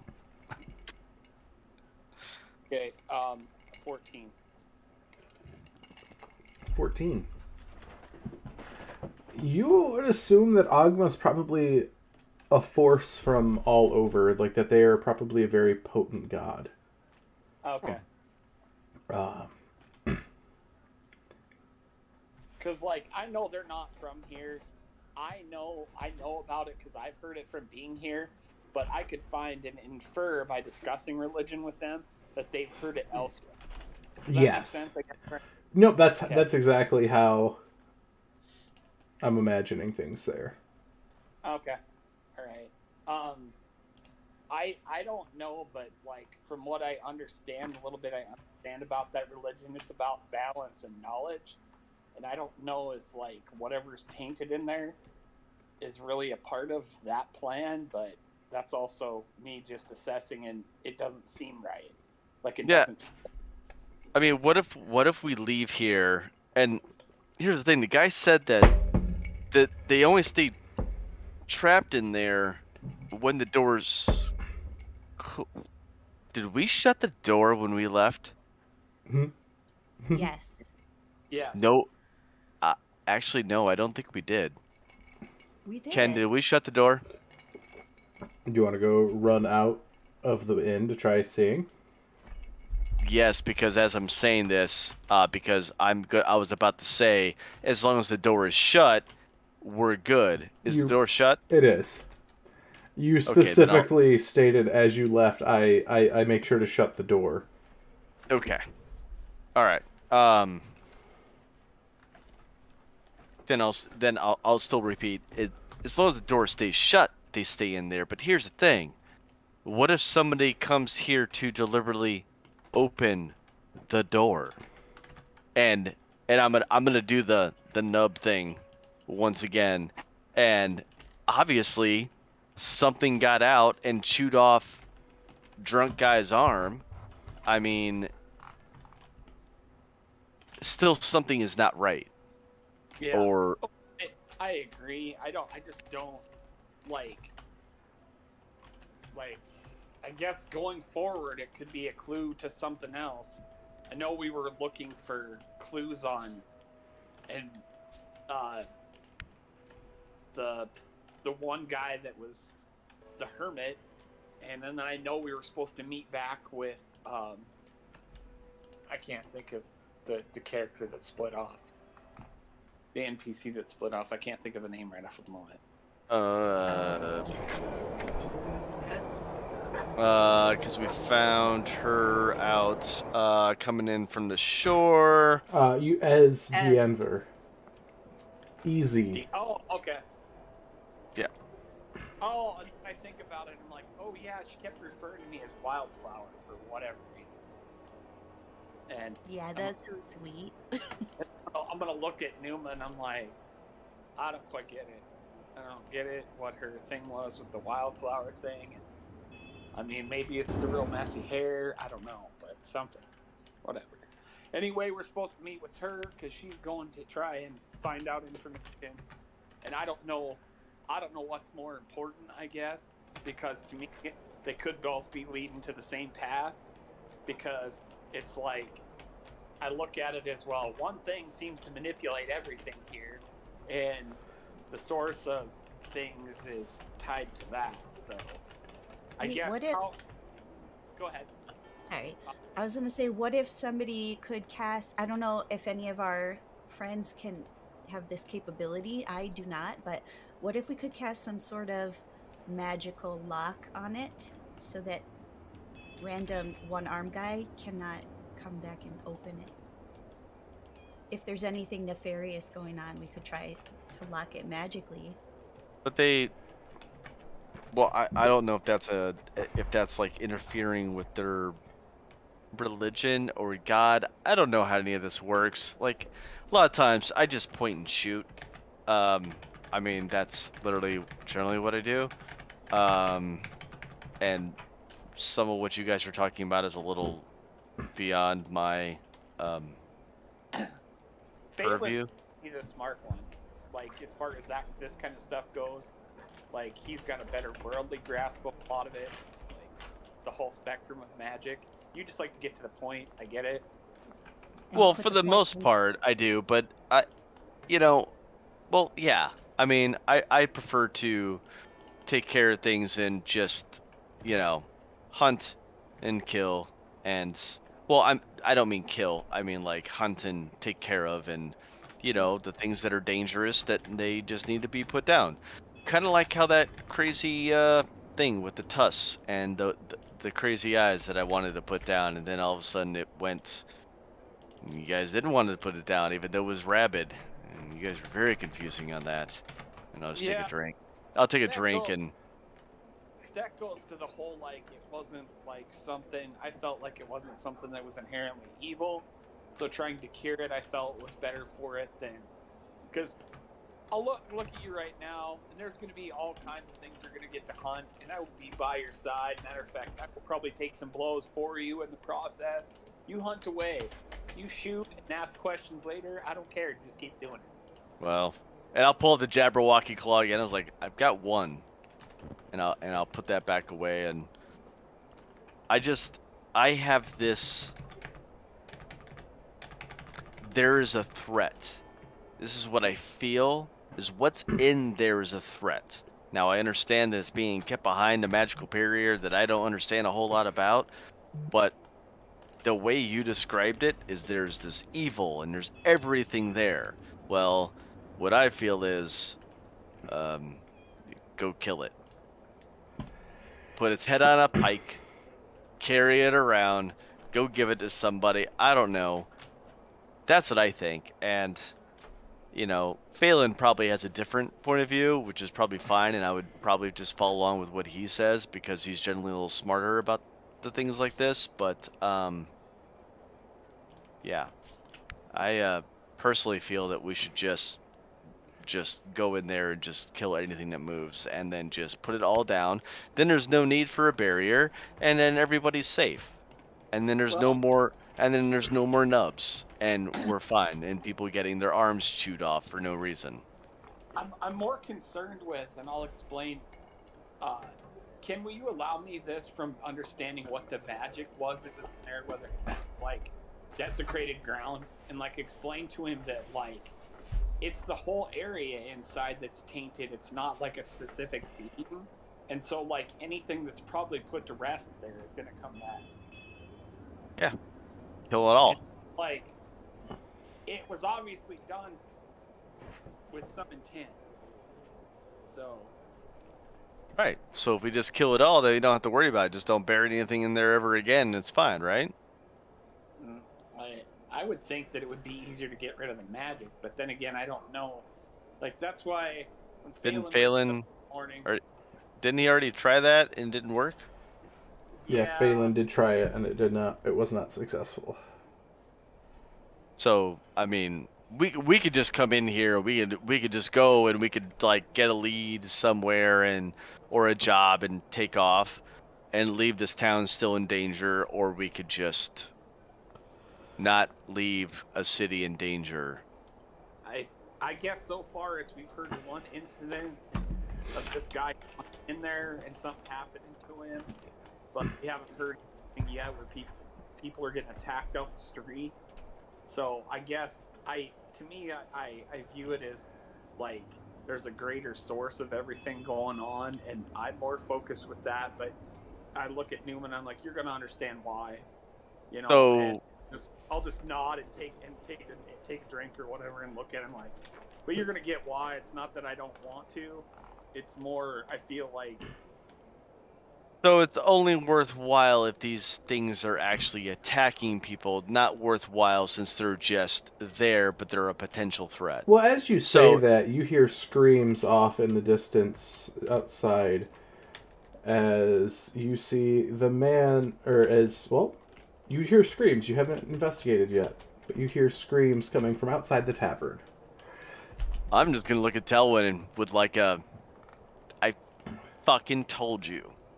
And I'm going to sprint for the door. All right, as this will be initiative here. So, Numa, what's your initiative?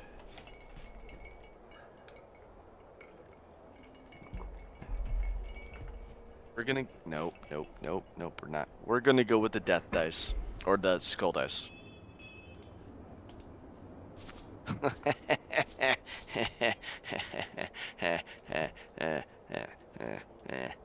That's a little... Wait, nope, that way. Can you see that? Nope. Barely. That's the natural 20. Oh, yeah. For a 25? Sorry, coughing. Sorry, 25. I'm coughing. With a, natural 20. 25, all right. Agni, what is your initiative? 13. 13, Verne. 29. 29, Vita. 5. 5, Talwyn. 14. Phelan. 12. 12, all right. Ken? Yes. One thing. Since Verne and Vita are together, could she technically get advantage on the initiative based on where they're at, what they're doing, and I'm gonna say no, just based on the scream is what triggers the initiative. I tried. Blood curdling scream. But panning to the floor above. It is really dark. Torch. So you guys, did you guys go back to the room, or are you guys still on the balcony? That went up to Verne. What's that? I'll leave that one up to Verne.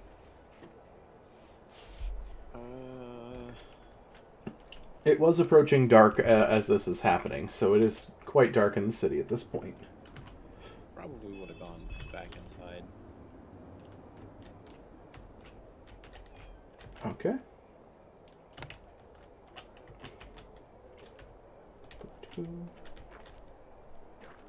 Alright. Close that door. Alright, so Verne, you are the first to respond. You hear this blood-curdling scream from outside. I'm going to use the 40 feet of movement that I get in my first turn, thanks to Dread Ambusher, to run outside. Okay. If that is 40 feet away. So 5, 10, 15, 20, 25, 30, 35, 40. Man, this place is bigger than I thought. I will dash. Alright, 5, 10, 15, 20, 25, 30, 35, 40. You can see from the railing, you see a bunch of dead starting to rise, coming out. As you see the one-armed man that you've seen earlier crushed as he had opened up the doorway, a ghoul I believe that's a zombie ripping into his throat from at the gate.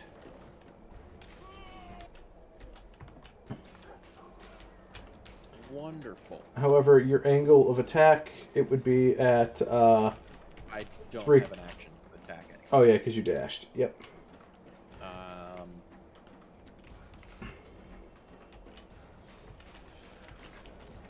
All hunters mark the zombie Okay. because that's a 9-foot range. Sounds good. All right. Numa, your turn. You are in the bar.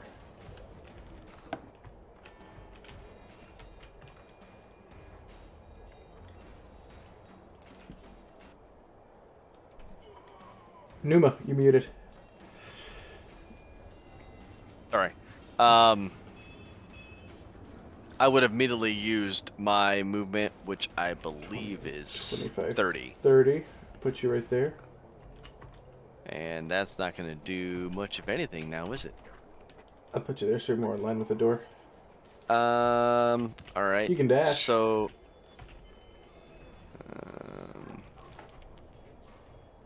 let's go ahead and dash. I will dash out.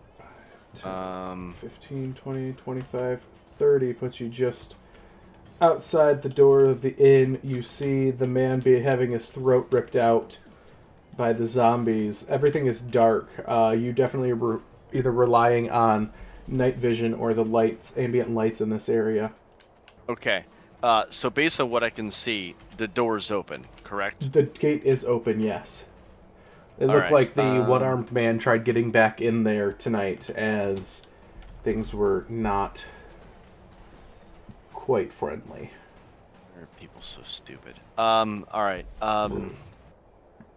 Question. Does the gate go out or does it go in? The gate goes in.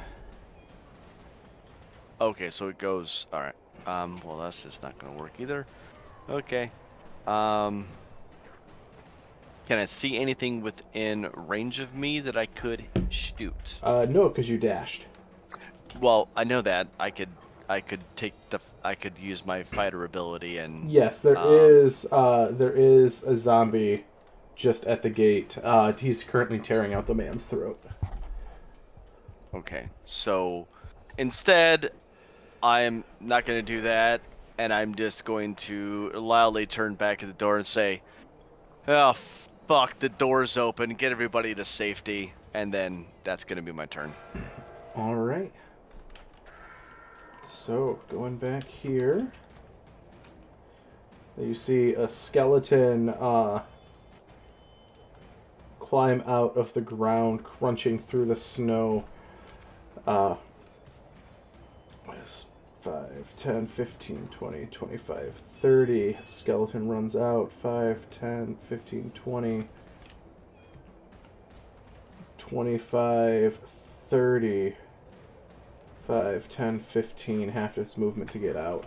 Some of the skeletons start rushing towards the tavern, being the most lively sounding of place in the area. From there, you hear in the very back,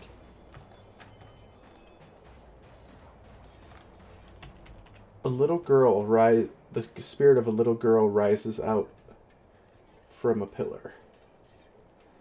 As you just hear ghostly weeping of a small child as she starts wandering a little bit forward. I told you guys it was a small child.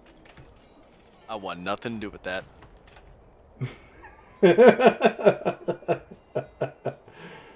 Another zombie crawls out of the ground, moves a little bit. 10, 15, 20. I just had this whole creepy vision of like the ring with the hair in front of the face and the girl crawling out of the well. Like that's literally what I have in my head, and it's just creepy as fuck. The one zombie finishes off tearing out the throat of the man, starts heading towards the inn, blood literally dripping from its maw. As then you hear a crack a very loud crunch of the earth as an incredibly large undead, seems to be some sort of amalgamation of what it may be ogre bones or some sort of giant bones that were buried here, rises up from the ground and grabs one of the monuments as a club. Guys, they could just be thirsty. Maybe we just need to give them ale. There you go, fellow 5, human. 10, Throwing it out there. 15. Yeah, maybe nobody poured one out for the homies recently. Talwyn, it is your turn. All right, I'm gonna move to the door. Wait, can I go? Aha! Wait, almost.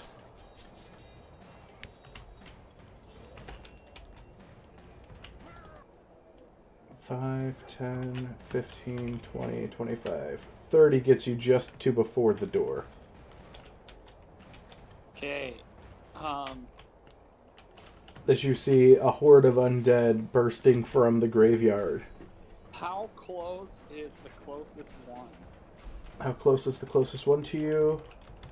5, 10, 15, 20, 25. About 30 feet away. Okay. I am gonna use my fancy new little tool as a bonus action, and I'm gonna Misty Step right in front of it.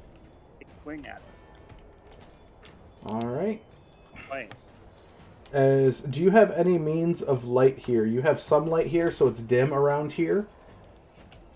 I don't at the moment, no. Okay, just letting you know that light is going to be an issue if you leave any of these areas that have light. Right now, you can see to attack.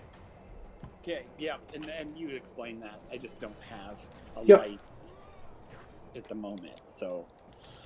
Alright, And that is a skeleton that's in front of you. okay, the first attack is a 17 to hit. That'll hit a skeleton. And the second attack is a 16. Okay, both will hit. And what are you using? Are you using your sword? Yes. Okay, I'm going to use a first level smite on the first attack, Okay, and then regular attack. sounds good. The radiant damage is separate, right? Yes, sure. Okay, because the physical, so the physical damage from the sword is 4. The radiant is 9, plus my strength is 4. Okay. So half of the physical or whatever would be 9, so 4 damage, and then 9 radiant on the first attack, and then the second attack is 8 plus 5, but halved, I'm assuming, because they're resistant to slashing. These ones are not resistant to slashing, but you do shatter this skeleton with your blows. Okay. As you come in like a true paladin, defender of the just and destroyer of the undead. Anything else there, Telwyn? No. Alright, Agni. You are back in the bar. Okay, yeah, this is very hard to see. How far did Telwyn go? Can I get to him? 5, 10, 15, 20, 25, 30 gets you about 5 feet before the door. Telwyn's about 30 feet away. Okay, that's fine. Let me see if I can turn up the ambient brightness just a little bit for you guys. Thank you. So if I use dash, that takes my action, correct? So I would sell my bonus action? Yes. Okay. Then that is what I'll do. Is that any better for you guys? Way better. Yes, yeah. Thank Yep. Okay. It's Okay, so I dark, will but you can actually still see. Dash to get. Oh 10, gosh. 15, 20, 25, 30 puts you right next to Telwyn. Okay, perfect. Okay, so bonus action. Oh shoot, where did it go? Sorry. They're all getting further than me, and that's really frustrating. Shield of Faith. Oh, Shield of Faith, okay. Faith on Telwyn. Alright, so you cast Shield of Faith on Telwyn. Yep, and that's it for this one. Alright, next up is Phelan. Back up in your room.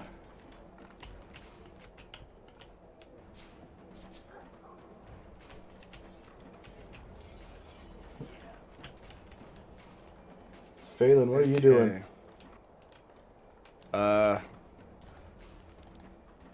Yeah, I guess I'll go out there. Can I get to the front 30 feet gets you into the hallway. in the hallway? Okay.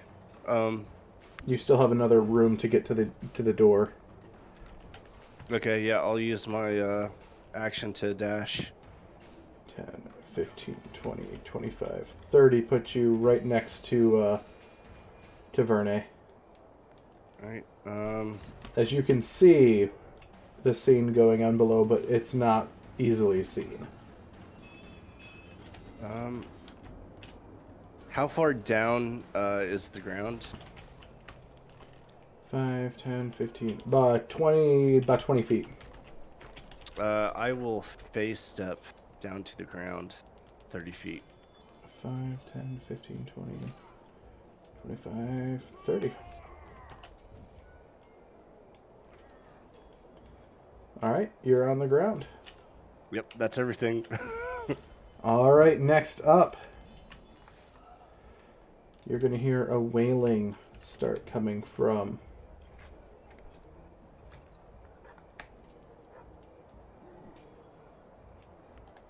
the ground as two ghosts rise up. What are their movements? 40.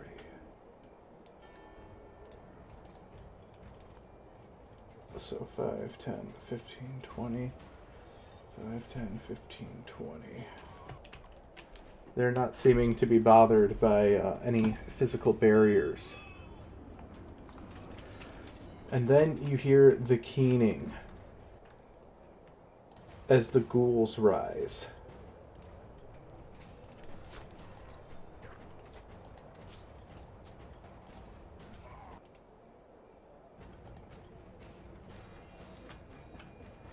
The ghouls are then going to start clawing their way through. However, most of them don't have a lot of movement. 5, 10, 15.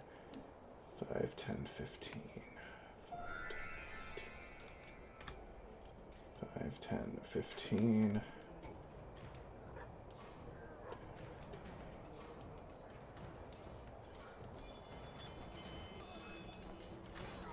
As the undead are just pouring out of this graveyard. Vita, it is your turn. You heard the screams. Verne ran out of the room. Honestly, I don't think there's much I can do besides just, run Start. and take a dash action. Okay. 5, 10, 15, 20, 25, 30, 5, 10, 15, 20, 25, 30. Put you there. Alright, anything else there, Vita? I took a dash, so no, I'm not going to use my action charge. Alright, Verne, your turn. The scene is very rapidly devolving in front of you.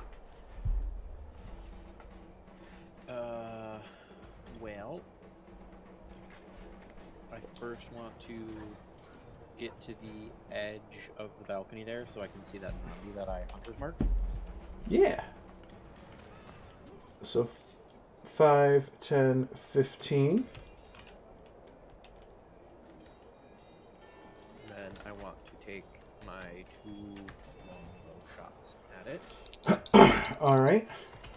And quick question. So you're saying that we can actually see over the wall, we can see all of the undead. There's no magical wall that's going over it, and we can actually see everything coming out.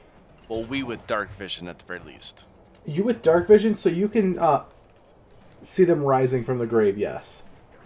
Okay. The magic has been... Something has disrupted the magic.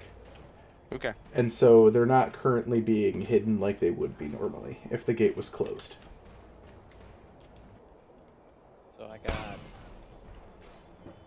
So well over 20. And, Yep. 17. Both will hit a zombie. Ooh. An extra d6 for both of those from my Hunter's Mark.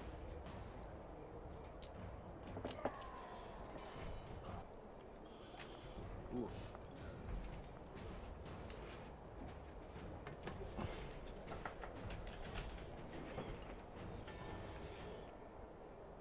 So how much damage you get? 30 points total. How many? What was the first damage? 13. Okay. And then the other one was the 17? Yes. Alright, so let me see. So you blast this one. It falls down. However, it stands back up with 1 HP. As its relentless, or undead fortitude kicks in. That's to be expected. When half the battle of zombies is literal whack-a-mole. Anything else there, Vernay? I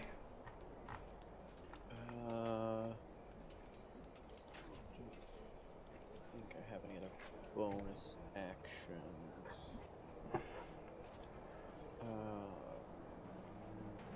No, I don't. Alright, Numa. Quick question. Would I have seen that those were arrow strikes that dropped down that zombie and then it stood back up again? Yes. From your Oh, position, God. yeah. Vernay, if you're gonna shoot something, can you please put it down all the way and not let it get back up again? Try shooting it yourself and find out if it does the same thing. Zombies are known for that. I knew that. Of course you did. 6 seconds is up for talking.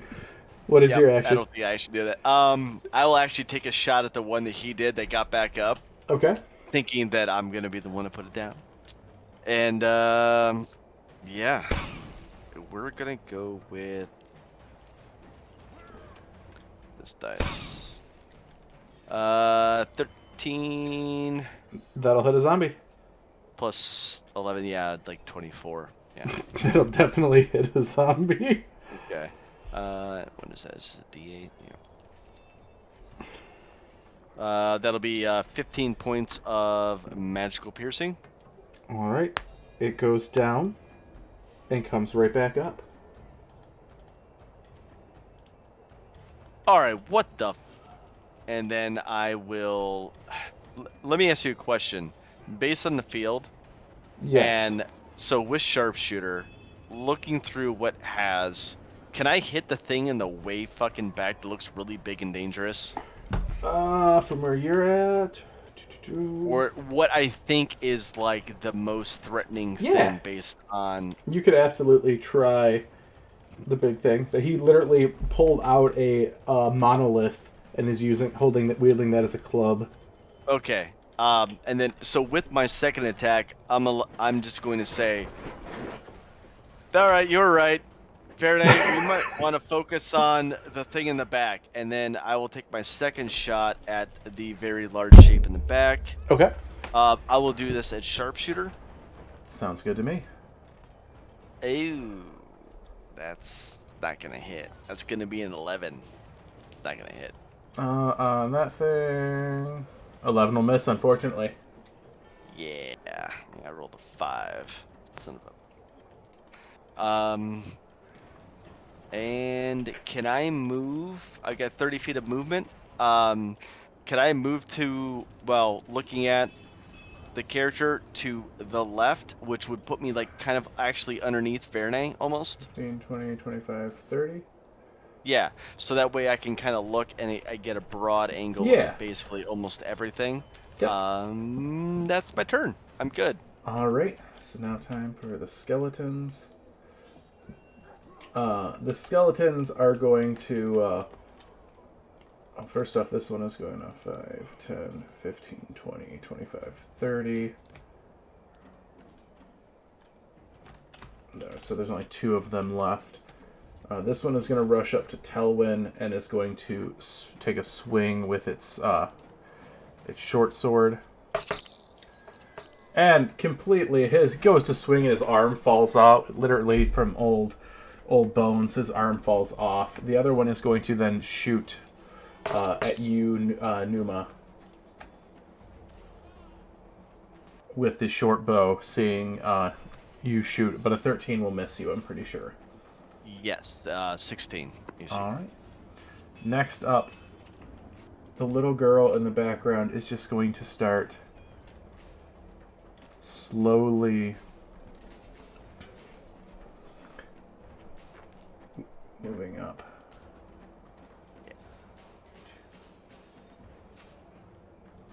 Feel like this is a ring situation, and this feels really bad.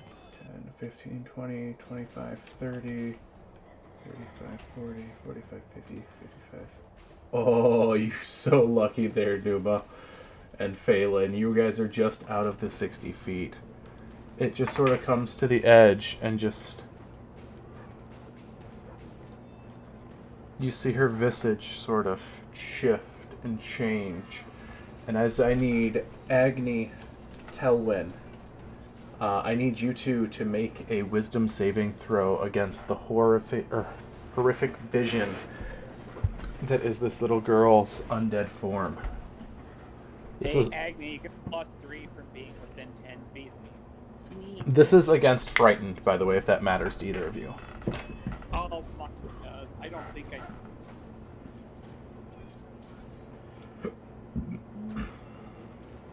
It won't affect mine. You said +3? Yeah, +3. That's +3. Okay, 21. 21? Okay. What about you, Telwyn? 23. Alright, both of you guys are good. Nothing happens. Next up, the zombie's turn.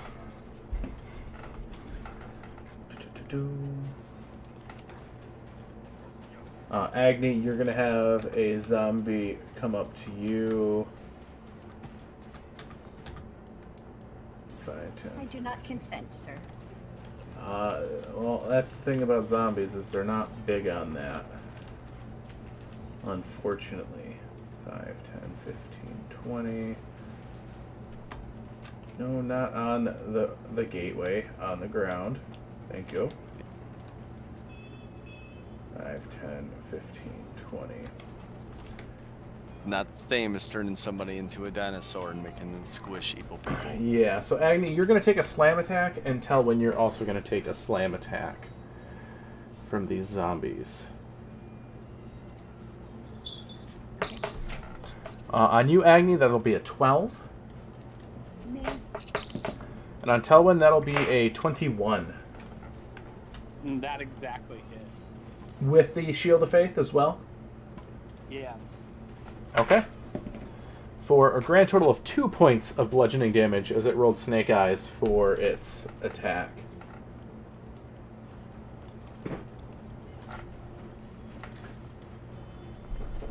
Next up is going to be the large skeletal creature in the back of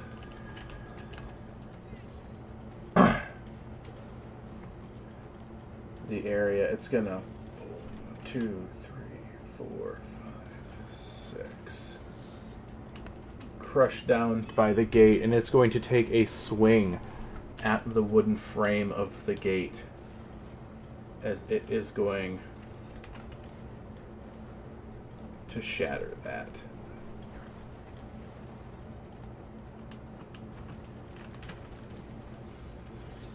Breaking the gate. Telwyn, your turn. I have a zombie right next to me, right? You have, yes, for you, you have a skeleton, a zombie, or a skeleton and 2 zombies in your 5-foot radius.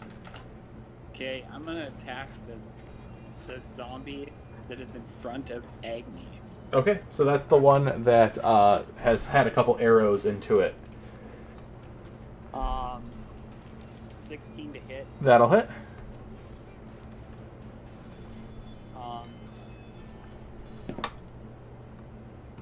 For 10 damage. That is enough to drop that one, and as you do, It does not get back up that time. Okay, and then I am going to attack the one that is the zombie that is in front of me Okay. for a 21 to hit, That'll hit. and I'm going to use a first level smite. Okay.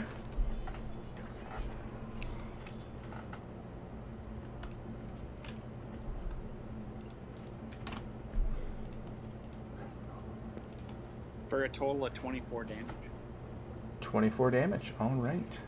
24. Yep, 24 damage. And with that smite, that holy damage is enough to drop it, and it does not get back up Okay. with that radiant damage. Anything else there, Telwyn? As you crumple two enemies in before you. I'm going to bonus action magic weapon. Okay. And I remember correctly, that sheds light, right? I don't. It might. I never remember if it does or doesn't. Magic weapon. No, you're thinking of holy weapon. Okay. Magic weapon is just basically makes it a +1. Yeah. Okay. Next up, Agni.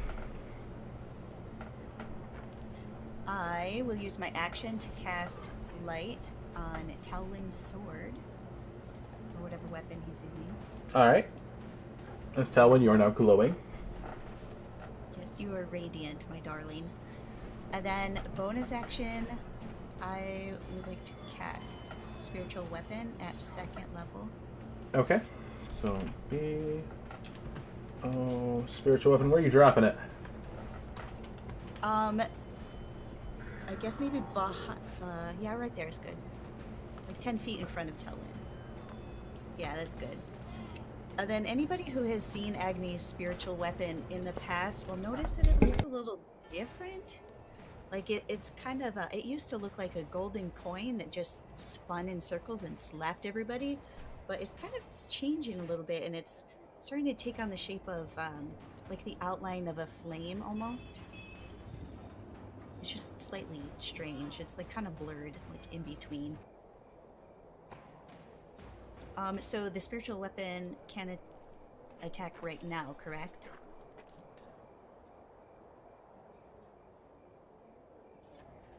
I believe it Yeah. can attack on the turn. Yeah, it gives you. I'm and then muted. after that, Sorry, you I've been trying to bonus talk and I've been muted. You can definitely attack this turn. Are you going to attack the skeleton that's on Telwyn or the one that's holding the bow? Which one was holding the bow? The one by the wall is holding the bow. I just totally seen you pointing at the screen, Numa, to show her.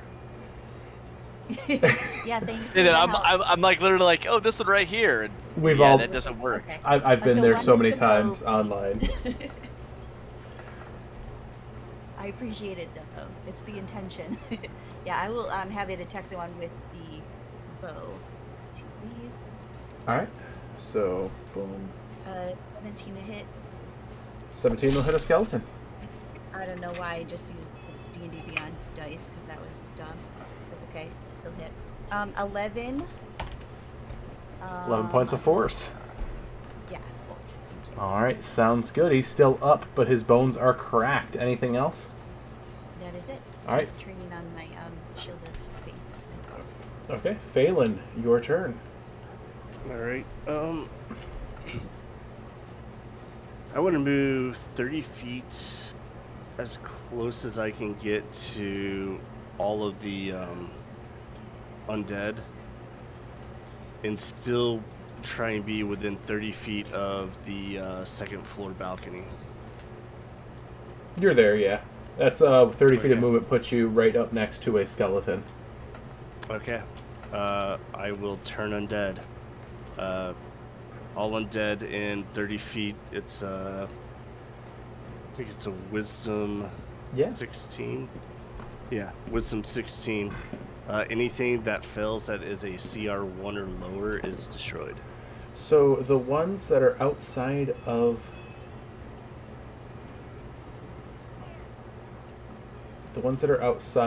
the gates. So the zombie and the two skeletons that were out. they dissipate.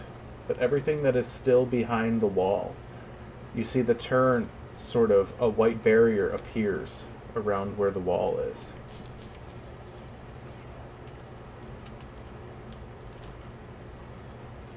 As the magic on the wall stops the turn. But you do destroy 3 undead with that were outside I of the will gate.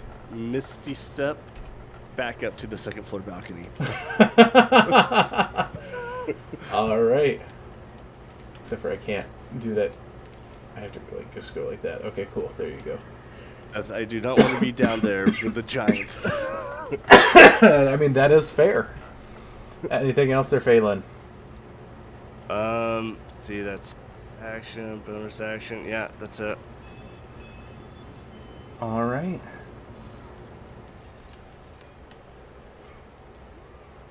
Next up are the ghosts. 5, 10, 15, 20, 25, 30. They're going to go right up next to you. This one's going to go up to you and Agni.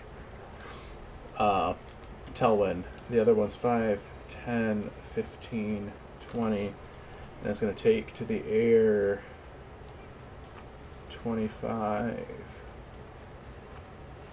30, 35, and 40 puts it just up onto the railing of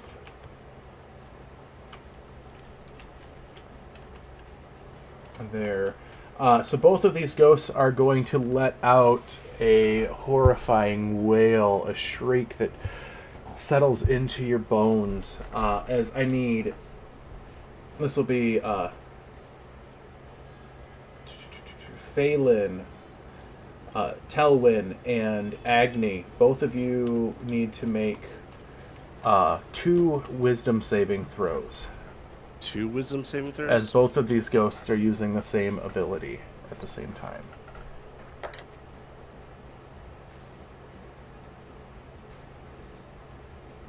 Just Hey. the bonus from Telwyn's. Both A you have it, 25 and yes. a 21. 25 and a 21. All right, you are absolutely fine there. I got a 17 and like 26. Okay. What about you, Telwyn? I got a 17 and a 21. Okay, so all 3 of you are now immune to these 2 ghosts' a horrifying visage ability, as you guys are not aged forcefully. I ain't afraid of no ghosts. Next up, the ghouls' turns. 5, 10, 15, 20, 25, 30. 5, 10, 15, 20, 25, 30. 5, 10, 15, 20, 25, 30. 5, 10, 15, 20, 25, 30.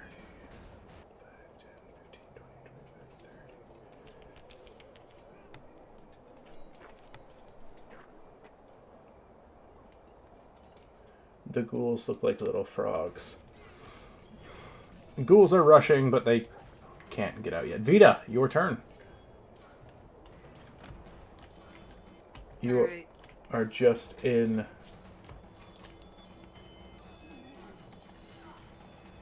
just in the doorway here on the second floor. Alrighty. Even with my movement, can I see anything at this point? Or 5, attack 10, anything at this point? 15, 20, 25. You can get right behind Verne, and you can see past the balcony. You see there is a ghost on the balcony on the far end by Phelan. You also see there are a bunch of undead on the ground coming out of the graveyard as well. Alright, so I finally have visual on something. Yes. Well, I'll take my movement then, and then I will do an Eldritch Blast on the ghost. Eldritch Blast on the ghost on top or down below?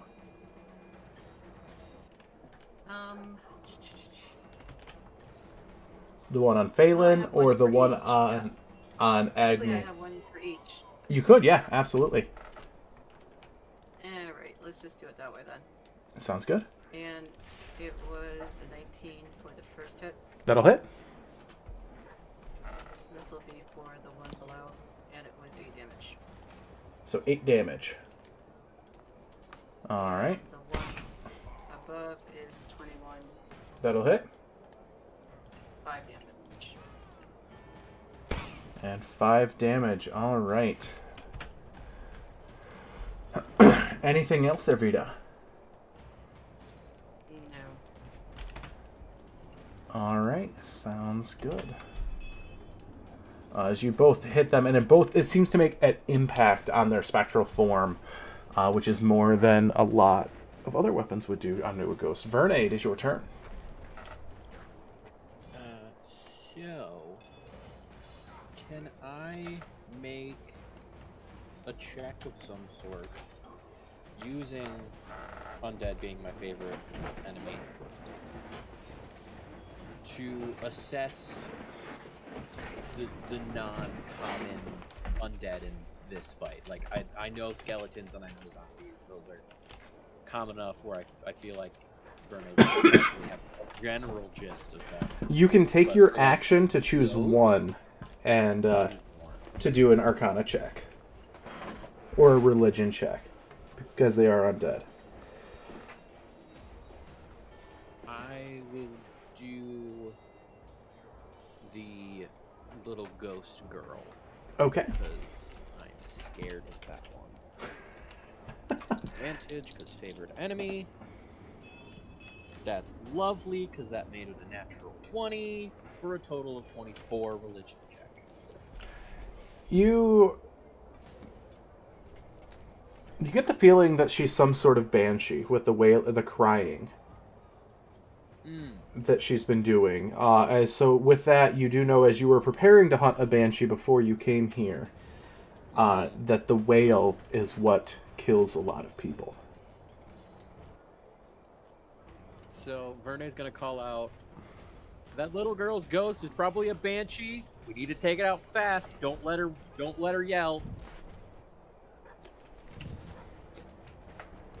And then bonus action, because my zombie is dead, I'm going to move my hunter's mark to her. Okay, sounds good to me. Numa. Question: does the hunter's mark help me out No. at all? Nope. Okay, I didn't know. It literally just gives me extra damage. Right, I knew that part. I just didn't know maybe if it was kind of like the fairy fire thing where you see the Unfortunately big not. arrow like, this is our mark. This is our mark. Okay. Well, hearing despite the fact that I, think that he's a horrible ranger, hearing him say this information, wow. All right. Well, this is a bad thing. So I would like to. Can I keep her still in eyeline if I move still back to the left a little bit? So you are the yellow. It's more keeping an eyeline. I'm not worried about. Yeah, you can see her for most on the balcony. Cool. All right. Or the porch, I mean. All right. Then I will take my first shot at her. We're gonna stick Alright, so the with, range here, you're using a longbow, you're good. yeah, sharpshooter. So it's like Yeah, you're 300. I think it's I 300. think you have 400 with a longbow.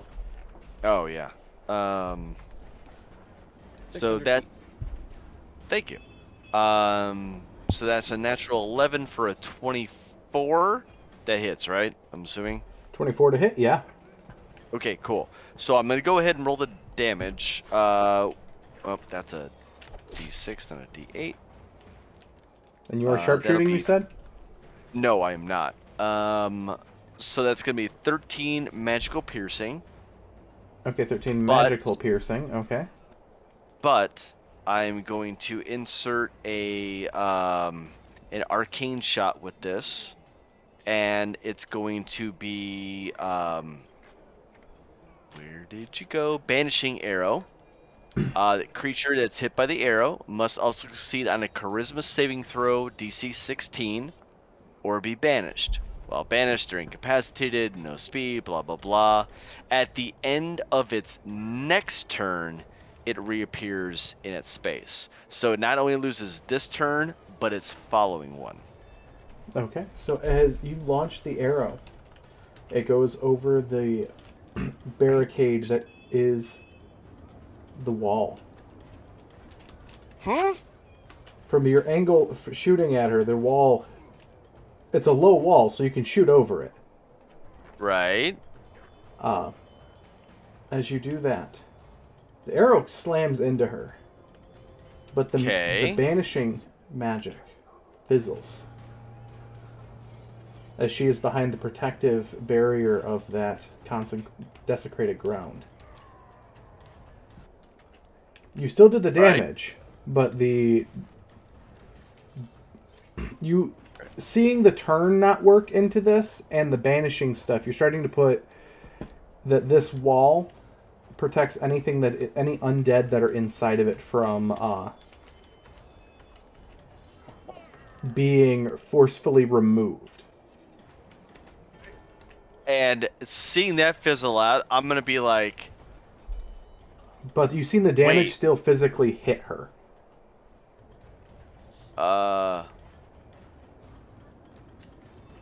Okay, damage is going in. Do not send magical stuff in. That's not protecting everybody else. It's protecting them. This is bad. And I will... First off... Can you move the camera this way just a little bit toward my character's left? Yes, thank you. How much movement do I have right now? So left? You were 5, 10, 15, 20, 25. You have 5 feet. Cool. Is it... Are you going to hop the fence? All right. Well, no, because I want to get a clean shot at something, but... Yeah, actually, what is it, about a 10-foot drop? 5 foot from the fence there. You're on the porch. Could I jump down? Yeah. Oh, yeah. Oh, there I am. Okay. Yep. Sorry, I was looking at actually one up. But I still want to stay in range. And then I will take my second shot. Yep, right there. I will take it at the... Big guy? Actually, no. I'm going to take it at the Banshee. Alright, you have sharpshooters, so yeah, that you don't have... Yeah, no, I don't have any... Yep. And I'll take this... Negates cover and makes the weapon the maximum. Yeah. Yep, I got it. So then... Yep, and I'll actually take this at sharpshooter as well with the -5. Okay. That's a natural 17, so I know that's going to hit for a 23 to hit. 23 will hit. Cool. Oh, and I rolled an 8, so that'll be 16 plus 10, 26 points of damage on that flying crazy thing that just screamed. Alright, 26 points of damage. And I will use my... Is there a space that I can look at 30 feet from where I am that I can still keep everything in eye line? Like, what do you mean? For, like, a face step? If I... Yes, exactly. That you can see? I mean, there's, like, a balcony on another building about 30 feet away. But I can keep everything else in eye line, but I can keep myself away from these. Like, Yes. I'm hearing these screams, and we talked about earlier as far as the... Actually, you're too far away the for the Banshee extra whale? Other balcony. Okay, is there anything that I can face step to, or is that or no, I can't? I mean, you can get face step, but you're going to be staying about an equal distance away from it. Oh, okay. All right, then never mind. Then I'll save it. Okay. We're good. And that's my turn. Thank you very much.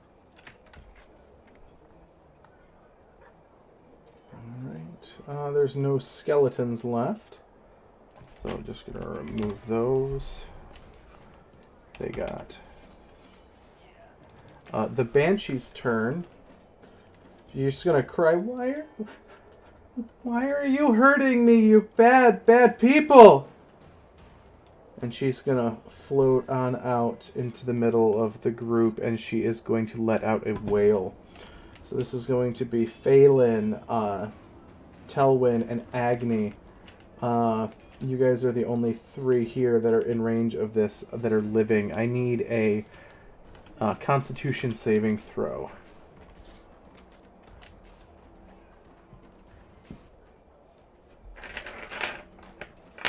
20. That would be a 6. Okay. 19. All right. So Phelan, up top. You hear the wails of this as your mind starts going all fuzzy as you drop to 0 HP from the scream up top. Agni and Telwyn, you succeed the save. However, you will take 10 points of psychic damage.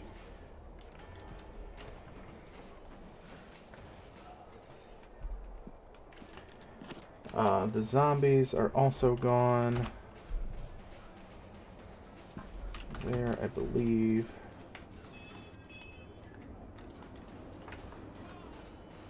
Yeah, alright. So, zombie Colossus, or skeletal Colossus. So let's come right up to Telwyn there. And he is going to make 2 swing attacks with his giant club on you, Telwyn. One is going to smash into the barrier, or the second store balcony right by the ghost up there, leaving a large crunch of wood and stone missing. However, the next one is a 25 to hit you. You will take 10 points of bludgeoning damage from there, Telwyn. As it is your turn, Telwyn. Alright, You have a ghost to your left, or a ghost to your right, and the skeletal juggernaut to your right, and the banshee 10 feet in front of you.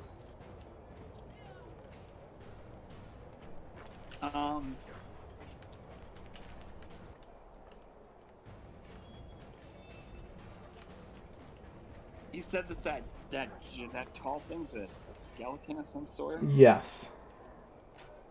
Okay, I'm gonna try to, since it's right next to me, right? I don't have to move at all? No, you don't have to move at all. Okay.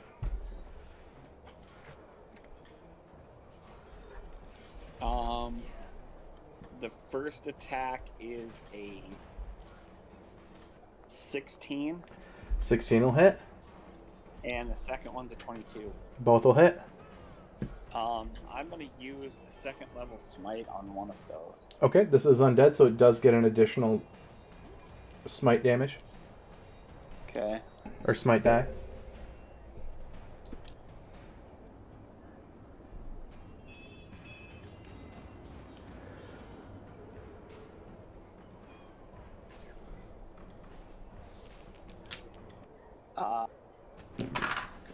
Total the physical damage. Yeah, I just need total damage for these guys, unless any of your damage is because you're using a sword, so you're good. So yeah, just total damage. Combined total damage in 2 attacks of 48. 48 points. So you hit like a truck here. You crack some of the bones. Some of it comes cascading to the ground. But this thing is still up and still snarling. Anything else there, Telwyn?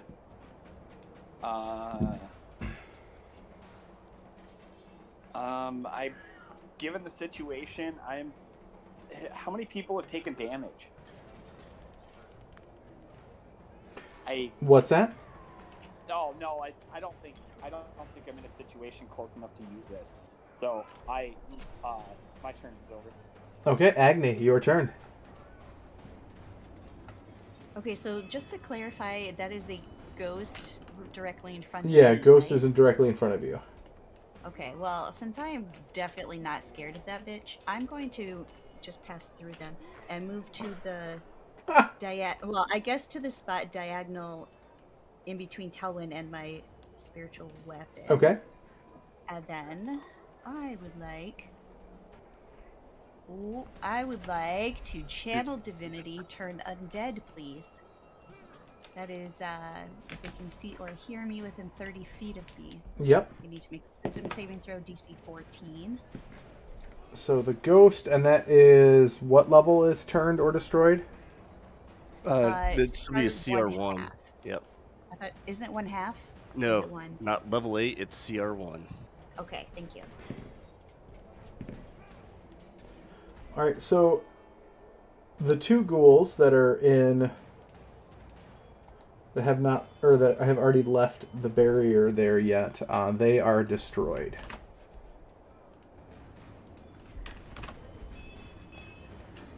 The ghost there is turned. The banshee. What was the DC? Again? DC 14. Wisdom, DC 14. The banshee will pass. The skeletal juggernaut will fail. And the ghost up top will also fail. But the wall yet again pulses and protects the undead that are in the graveyard That's part. interesting because they destroyed the gateway and there's no wall in that section. Okay. Interesting. Okay, my bonus action is going to be for my spiritual weapon. I have to use my bonus action to Yep. have it attack again, correct? Or is Yep. it just if I want to hit it? Your bonus action to attack. Okay. So here you have in that attack. Yep, that is a dirty 20 to hit. The ghost, skeleton, colossus, or the banshee. Oh, the banshee. Okay. 7 force damage. 7 force. All right. As the banshee starts, her form is starting to dissipate more and more as this little girl is crying and screaming, "Why are you hurting me? Why are you hurting me, you monsters?" Bedtime. Go back to bed. Jesus. All right, Phelan, your turn. You are making death saving throws. Natural 20. So at the start of your turn, you immediately get back up with 1 HP. And you have your full turn available to you. I look down at the banshee. I'm like, you little bitch. And I cast Silent centered on her. Okay, so you cast Silence centered on her. So that would be 5, 10, 15, 20. So everyone in that area is now silenced. So spellcasting will not work for Agni or Telwyn if it uses a verbal component. Yeah. Well, that's my best friend. That's my best friend. And I'm Natural gonna 20. and I'm gonna use 30 feet to run in the opposite direction of that ghost up there. 15, 20, 25, 30. So you get right up back up to Verne and Vita. That are right there. I don't think I have any bonus action stuff I can use. Okay. Nope. Alright, so the ghosts are turned. There goes your shield of faith. It's gone. So 5, 10, If you're already concentrating on it, it's fine. Yeah. 30. Oh, it's okay. You just can't cast anything with a verbal component. Okay, I thought that since it was concentration, I had to like keep it up. No. You already, No, if you're you You're already spoke concentrating the word. on You it. spoke the word once, you don't gotta speak it again. Yeah, He's so- got that shield of faith. By the way, Agni, do you want to take or Agni and Telwyn, do you want to take an opportunity attack on that ghost that was fleeing? Yes. And I have Warcaster, so I'd love to cast a spell. However, I think I will not. As long as it's silent but deadly, you can.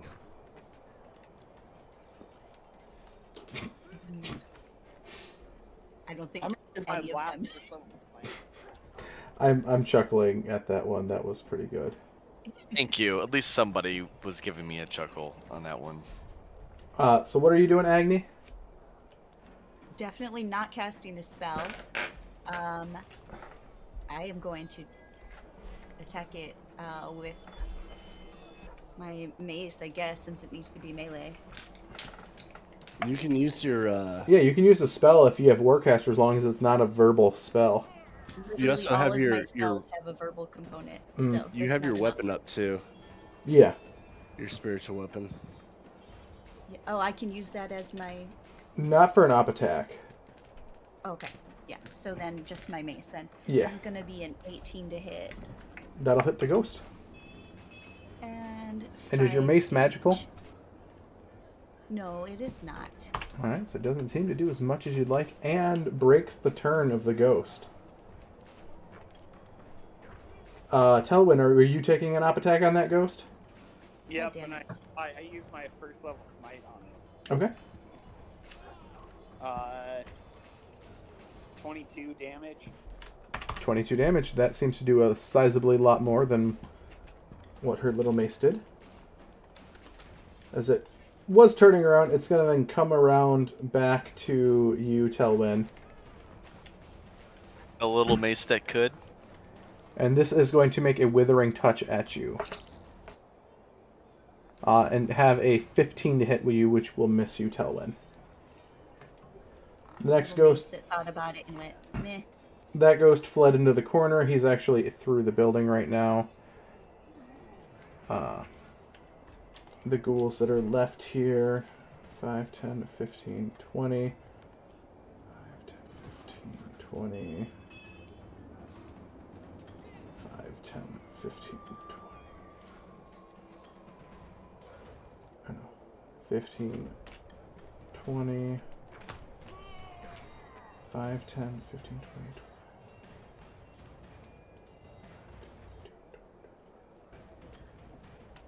Oh my god, literally, literally, every cleric spell is verbal. Jesus. Alright, as those ones run Yep. off that direction.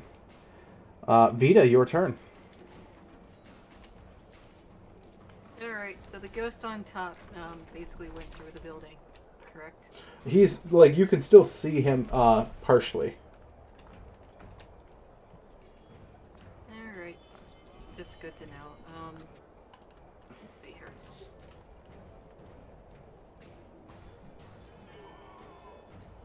Alright.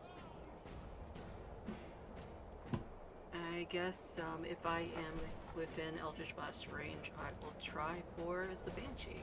Absolutely. You are. Alrighty.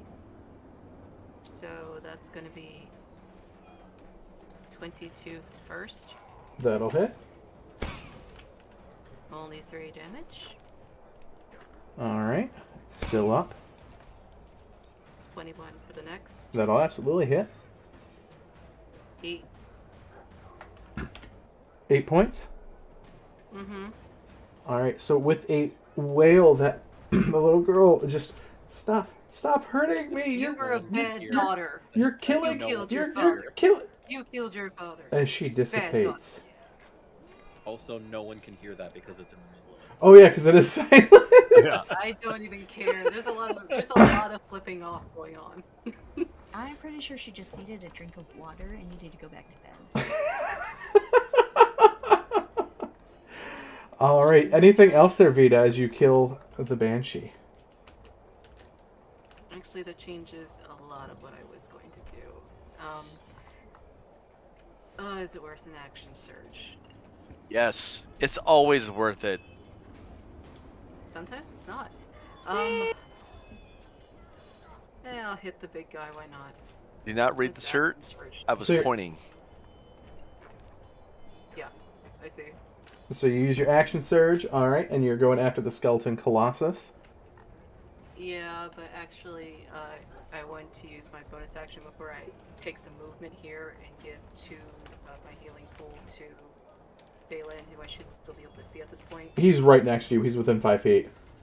Yeah, I figured as much. So that gets him to 7. If he doesn't have it already.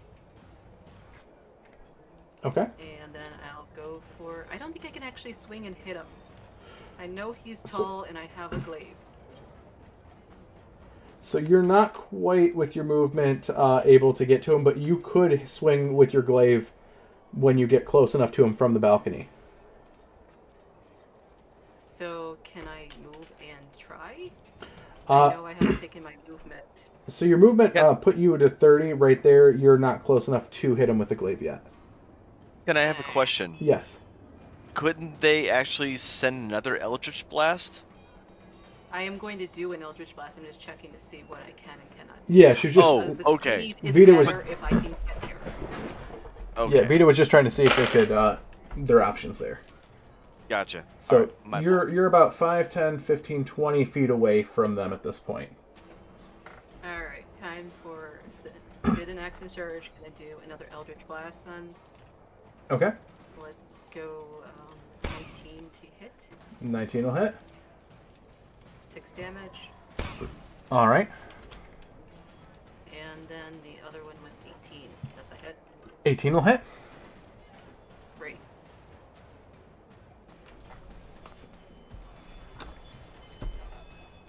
For how much damage? Sorry, 3 damage. 3 damage. All right. Sounds perfect, as it's still seeming very hale and hardy. Anything else there, Vita? No, that is it. All right, Verne, your turn. Verne is going to look at the ghost that is trying to flee through the building, and say, no, we don't want him running away. Bonus action, move the hunter's mark to that one. Don't you have to And then- kill them to move the hunter's mark, or is that hex? No, it's whenever they die, I can move it to someone else. Okay, Whenever yeah. they are dead, well, actually, I think it's just at any time. I can You're use a good, yep. bonus action. I forgot the Banshee died, so.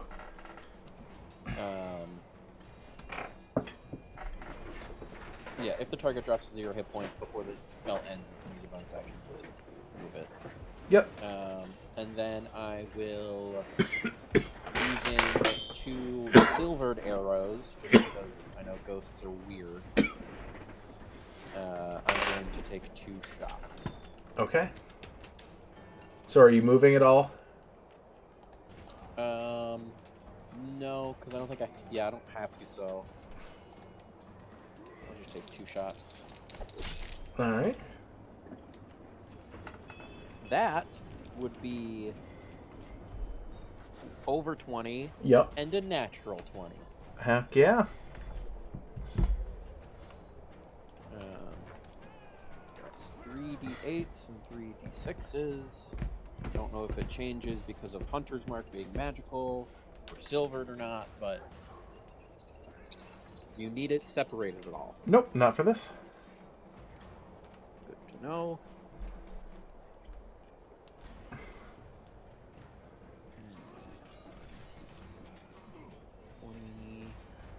26 total points of piercing damage. 26 points. All right, that seems to hit quite hard with the silvered.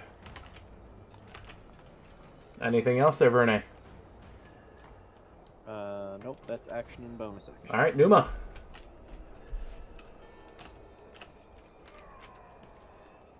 Well, all of a sudden, seeing they get dropped and this, I'm like, all right, well, I guess that wasn't as big as an issue as I thought it was going to be, because, all right, seems that our ranger friend gave us bad information. What I would like to do, all right, so if I drop an arrow, so 10 feet, does that cover all the ghouls in that background? Right there? A 10-foot radius? If I basically has to hit a point, and then it goes 10 feet out. So So I like a think it's 10-foot 10. radius. Yeah, I think that's what it says. Hold on, I gotta look at it.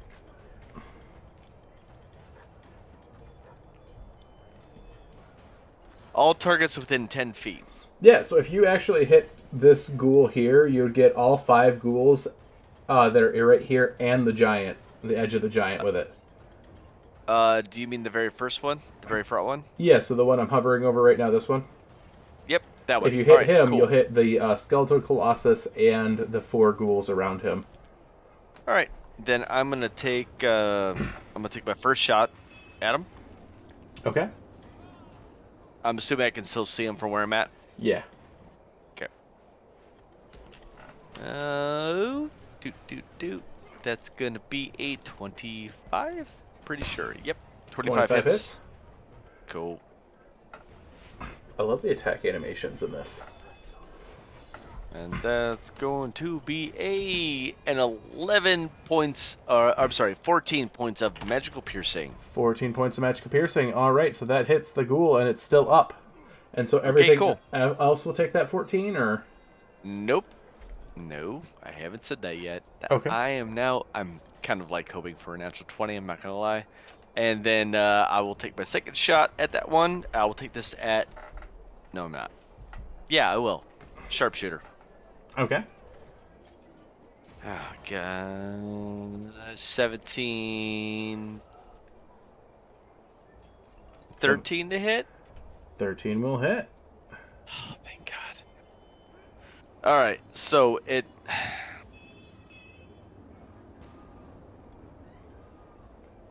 I'm going to re-roll that for Piercer because that's a 1. That's an 8.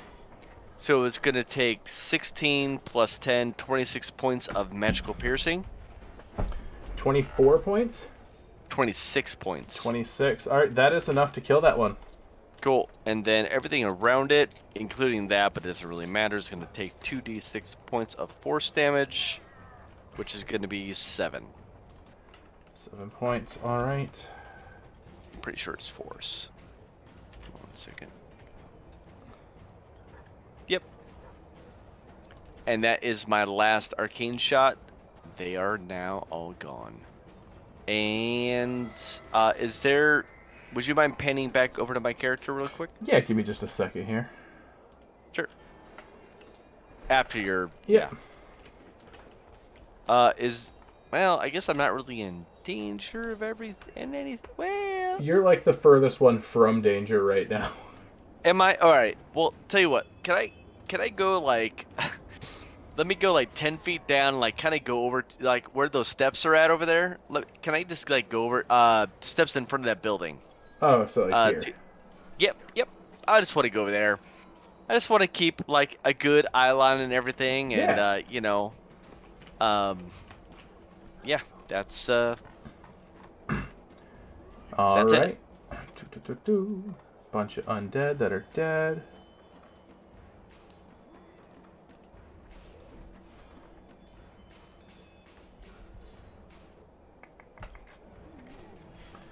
Alright, next up is the skeletal juggernaut. This one is going to swing on Telwyn again twice. Isn't it feared right now? It got hit with the force damage. Yeah, Oh, so that broke. So my lowest is an 18 to hit you, Telwyn? 18 will miss. Okay. 20, My next one is a 23. 23 will hit. Can I ask you to re-roll that? You can. Inspiration. That'll be a 21. No, that'll You hit. always do this. Every single time. I have to Every stop. time, Ken. Every time. It's not on purpose. How dare you? It's not on purpose at all. I can have a pet peeve that's insane. All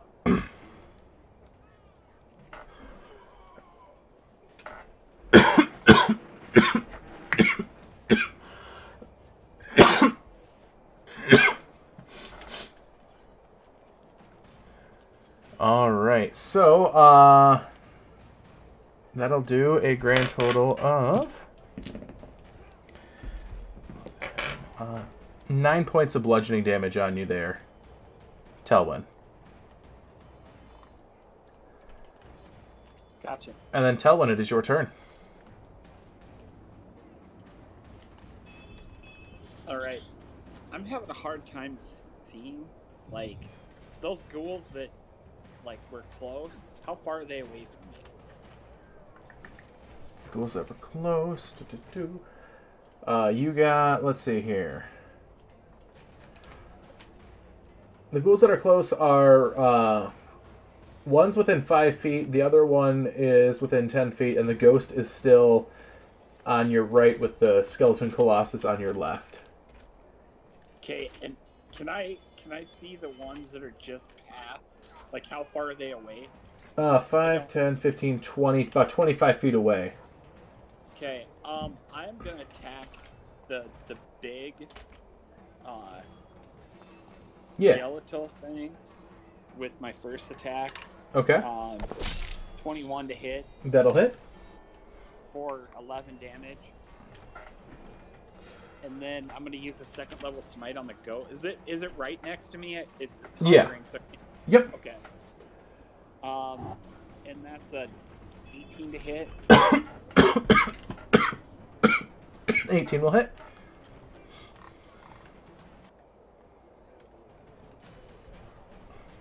For 23 points of damage. That is enough to kill that ghost. And as a bonus action, Bonus action what there? You cut out. Telwyn.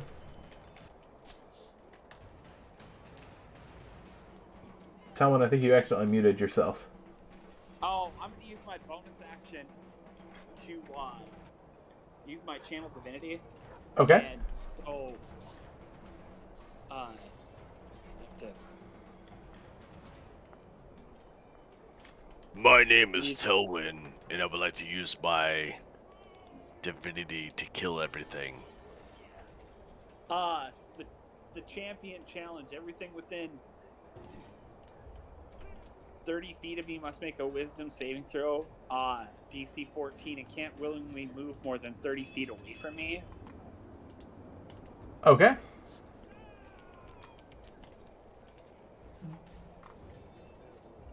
So, wisdom saving throw. Boom. Are you trying to die? What are you doing? They actually all fail. Okay, so they can't willingly move 30 feet away from me. No, that's good.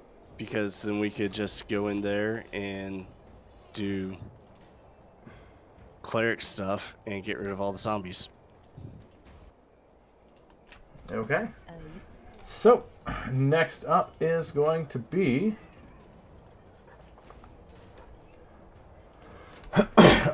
Agni, your turn. Yes, sir. I have a question just because I never cleric. We get channel divinity twice per long rest at this level, correct? Yeah. Yep, you can turn undead again. Okay, that's what I do. I can't really move, but I believe that the ones that are all in a row are about 25, 30 feet anyway at the max. Yeah. So 5, 10, 15, 20, 25. Yeah. Everything's within 30 feet of you. Yes. I would like to murder them all, please. Thank you. All right. So Me? man, those ghouls, if it wasn't for that thing while they were in there, they'd all be dead by now. But so all of the ghouls get destroyed by the turn.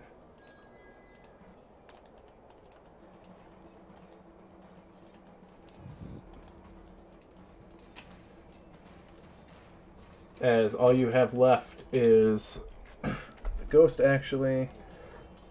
5, 10, 15, 20, 25, 30. The ghost is out of the turn there. However, the giant there, he fails as well. Oh, okay. So he's trying to run away, but he can't because he can't get away from Telwyn either, right? Yeah, he can't run away from Telwyn. So he can't flee, but he can't... He's honestly just stuck in place the way... It's kind of like being magically grappled, so everybody should have advantage. I mean, pretty much, actually, at this point. Alright, anything else? Oh, He's bonus like action, the spiritual he's weapon. like the iRobot little sweeper that like crawls up on the thing and then it backs up and he goes back again, it goes back up and he goes back again. It's like stuck into one place and it wants to vacuum, but it can't go anywhere. My spiritual weapon is going to attack the Colossus. Okay. And a 7. So 23 to hit, 23 will hit. and that is 10 damage. 10 damage, alright. He's still up, but it's finally starting to look more decomposed than most. All right, next up is Phelan. All right, is that a ghost upstairs? Yeah, That the one's only still thing that's upstairs? up that's left is the ghost and the Colossus. Okay. I think Verne has a good Ken? has that ghost locked down. I'm gonna firebolt on the giant skeleton. All right, sounds good. Yes, Numa. I don't want to be this guy, but I'm about to be this guy. Can you channel divinity if you can't speak? Because you're in silence? Yeah, it's not a spell. It's not a It's ver- Yeah, Oh, it's no, not? It's not a doesn't verbal. It doesn't need verbal Cool. stuff. Alright, well Nope. then It's a then good we're question because it is Yeah. something. It's one of those niche things that. Yeah, I was curious, like, whether or not I'm like, Uh, can we do that? Sorry. No, because Now that the banshee's gone, I'm still dropping the turn undead. silence. Okay, so the silence is gone anyways. Yeah. So that'll be a 15 to hit. A 15 to hit, yeah. Let's see.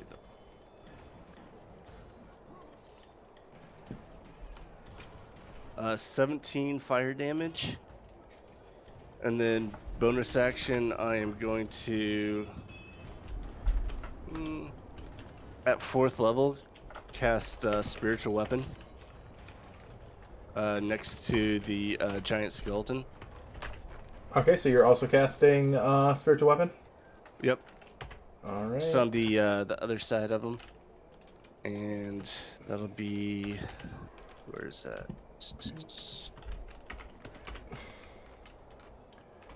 Phelan. Can I ask you what your spiritual weapon looks Natural 20. like? But can I ask what it looks like? Yeah, it looks like a longsword, like Corellian's longsword, and it is this deep purplish eldritch hue. It looks like an elven longsword, though. Oh, that's so Um, pretty. See, that's a natural 20, so that will be 48. Where are my 8s? It'll be next to your 6s, in between your 10s. But that's just me. I keep them all aligned over here, like they're all in a line. Sorry. That'll be 23 force damage. 23. You should just point to it for him, Numa. That'll help. 23 force damage. All right, that hits like a truck, but it's still up with a colossal crack.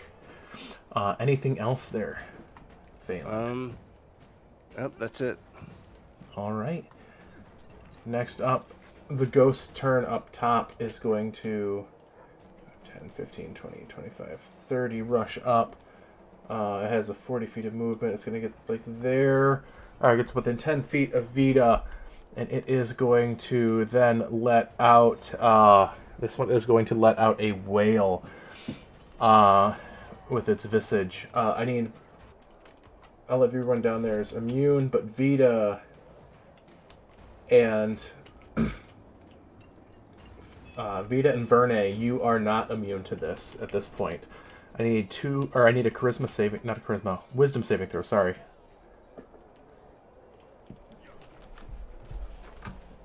21. 24. All right, so both of you guys are good. That is its turn. Next up is going to be the skeletal Colossus. Actually, no, that already went before there. So, Vita, your turn. Alrighty.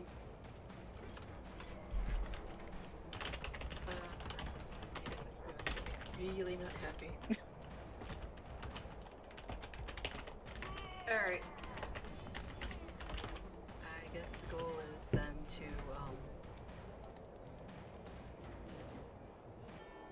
Alright, let's stab a ghost. Done with Um, that ghost. Yeah, this is going to be probably a little bit anxious. The glaive is now at +3. Okay. The attack is 22 to hit. Absolutely. Alrighty. I reroll a 2, and that brings us up to 13 for damage. That is enough to slash that ghost to nothingness as ectoplasmic goo splatters across the walkway. As now there's Yay. one. Anything else, Evita? Anyone in sight that I can see besides Verne, really? You can see Phelan up there. Down below, you see Telwit. You can see all your allies at this point. Alright, I'll give 7 to Tailwind out of my healing pool. Okay. Sounds good. Thanks, B. Verne, your turn. How hurt does the Colossus look? The Colossus looks pretty hurt, but still pretty hale. Okay. Verne is going to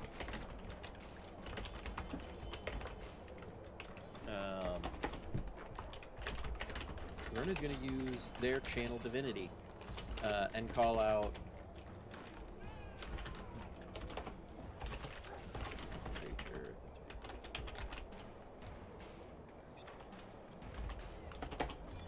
Oh, I just wanted to make sure on the specifics. I'm going to use Path to the Grave on it. And I'm going to call out, whoever hits that thing next, it's going to hurt it bad. Make it count. Okay. What that does is the next attack that hits it, it has vulnerability to. All of the damage that attack does. For the first damage source. So if it's a multi-damage... No. The next time you or an ally of yours hits the cursed creature with an attack, the creature has vulnerability to all of that attack's damage. Oh, cool. They changed the wording on it then. Cool. Yeah, it is every bit of that attack's damage. Absolutely perfect. All right. Anything else, Verne? No, that's it. All right, Numa. I really wish that I had not used my last arcane shot on the previous one, but it's fine. Hearing that, I am going to line up my sights and realizing that he wants to bring this very large prey of ours down. I'm going to take a shot, and I will take it at sharpshooter. No, we're not using... Yeah, we'll use this one. Sharpshooter at for the first one. Okay. So that's going to be a natural 1. And I will use my bonus action. There's still Hey. one up. There's still one Kelly, up, I'll right? give you my inspiration to reroll 1. You don't need to. You don't need to. You're fine. I'm going to use my bonus action, and I'm going to send that arrow. There's still one other creature up, right? No, that's the last one. Shit. Really? Yep. Really? Yep. Really? Yep. All right. I'll take. No, still save her inspiration. Don't worry about it. I'm gonna roll again. Still same thing. That's gonna be a 15 to hit. 15 will hit. All right. And that will be, we're gonna use this dice. And we're gonna re-roll it using the Piercer feat. And we're gonna roll a 3 again. So that is gonna be 3, 11, 21 points of magical piercing, which is actually 42 points of magical piercing. That is exactly what you needed to drop that. Was 42 points. Actually, 41. Yeah. As you crumble that skeletal colossus to the ground. Is there anything left? Nope, that's it. No. I mean, is there anything left of it? It crumbles down to lots of bones all over the ground. Something big, something that might be like a Oh yeah, trophy. it's wise. lots of human bones. Ew, I don't want human bones. I want like a. Never mind. This is a trophy. Maybe some ghost goo. No.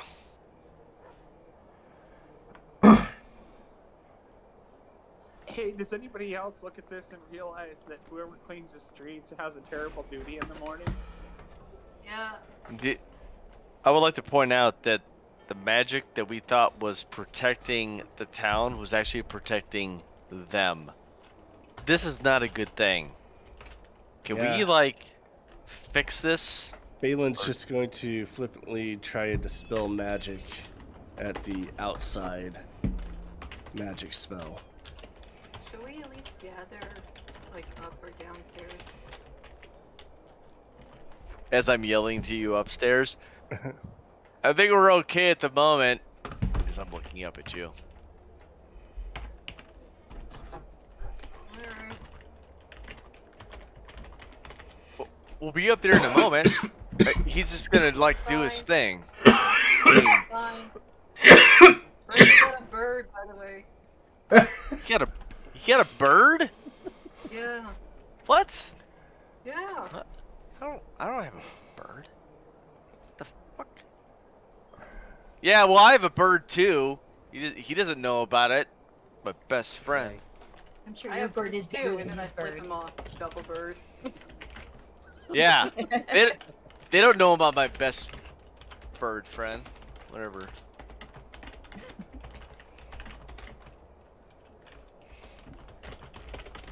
Alright, so with that, things sort of end. The city guard starts coming up at this point, hearing the commotion. Does this dispel magic go off? Does it do anything? Give me a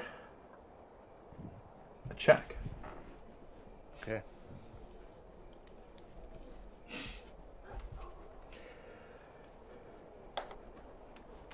Well, probably not. 6. 6, unfortunately. Well, it would. So it's. Yeah, I rolled 6. Yeah, unfortunately not. Now you can use your. If you want to use your roll, you can there. Tell one. Yes, use your divine inspiration. I can also try. Alright. I'd offer you mine. Mine just gives Ken Yep. advantage. That was a 7. Hey, since I'm close enough to touch Vita, I'm gonna give her guidance and she goes to do perks. Oh no, I was joking. I assume you're talking about Agni, by the way. Yeah, sorry. Oh, okay. You're reaching out to touch life, and you. Oh, I rolled really high. I rolled a 19, so plus shoot the spell level. So it would be a 22. 22? Did you roll your D4 with it? Nope, I didn't. Oh my god, I'm so I mean, you rolled a 19. That would have dispelled a 9th level spell. So. it's an extra 3, so yep. Hey, there could be other levels of spells. We don't know. We don't So know. as There could be added protections on the spell. as you are casting Dispel Magic on the stone, you see High Priest Jocelyn rushing up as fast as he can. What are you doing? You were gonna ruin the protection. As your Dispel Magic goes off, as he just sort of stops. You have doomed the city. Now the undead can cross this barrier. We can't just repair the gate. They could cross it anyway. It They was crossed it protecting anyway. them. That's because literally someone opened the gate and let them out. They invited them out. You just broke the protections. Yeah, Well- Big Skeleton Man seemed very unimpressed with your gate to begin with. Not only that, but like when I shot an arrow in that should have banished that guy to a different realm, your little magical barrier protected him. And then when they tried to do something, it protected them. It all showed up all pretty and Now Look, we can set the whole place on fire. Morning should be way more animated than your anger at this moment. I mean, for heaven's sakes, you really did not sell that this was incredibly important. and honestly, we have a couple clerics. We could totally just have this like Dude, we could literally recleaned. just sit here and do this every night. Yeah, we'll just clean it all for you. We'll just, to like a real god, not like a We like shall balls. discuss this ugly. Ugly? Is that what you're? next week, Dogma. as this is where we are going to end for the night. With new NauPau. Something happening deeper and further in the background here. I like that it says, "And off we go." Your little thing. Oh, you close yeah. out. And off we go. As we end the night, wheels and gears are turning in new NauPau, as the undead may not stay buried. As thank you everyone who has been watching tonight. Thank you for the raid. That was awesome. Thank you there, Trevor, for using Sirenscape for tonight for us. That was wonderful as always. Everyone in the chat, you're awesome. Thank you so much. It's great to actually see a large conversation going in the chat, ongoing throughout the night. I really appreciate that, and I know it's cool for us to see as we're playing that people are just as engaged as we are into our games. All right, this is where I am going to end the stream. Wait 1 second. Yeah. Hold on 1 sec. I got to scroll back to the chat. Give me a second. Damn it, where are you? Marquee Gaming is the one that launched a raid into our game tonight that brought in 11 viewers. Yeah, absolutely. Thank you so much, Marquis. And anyone that is actually on Twitch, I would say, go follow them. I mean, they were willing to drop in a bunch of viewers for us, so we should probably drop them a couple of likes and follows. Oh, I mean, absolutely. I think that's polite. On it. So fair is fair. But yeah, that's it. That's all I had. That was the last ad. All right. Hey, thank you so much, Marquis, again. Everyone in the chat, go check them out if you're not already from their group. Thank you so much for that raid party.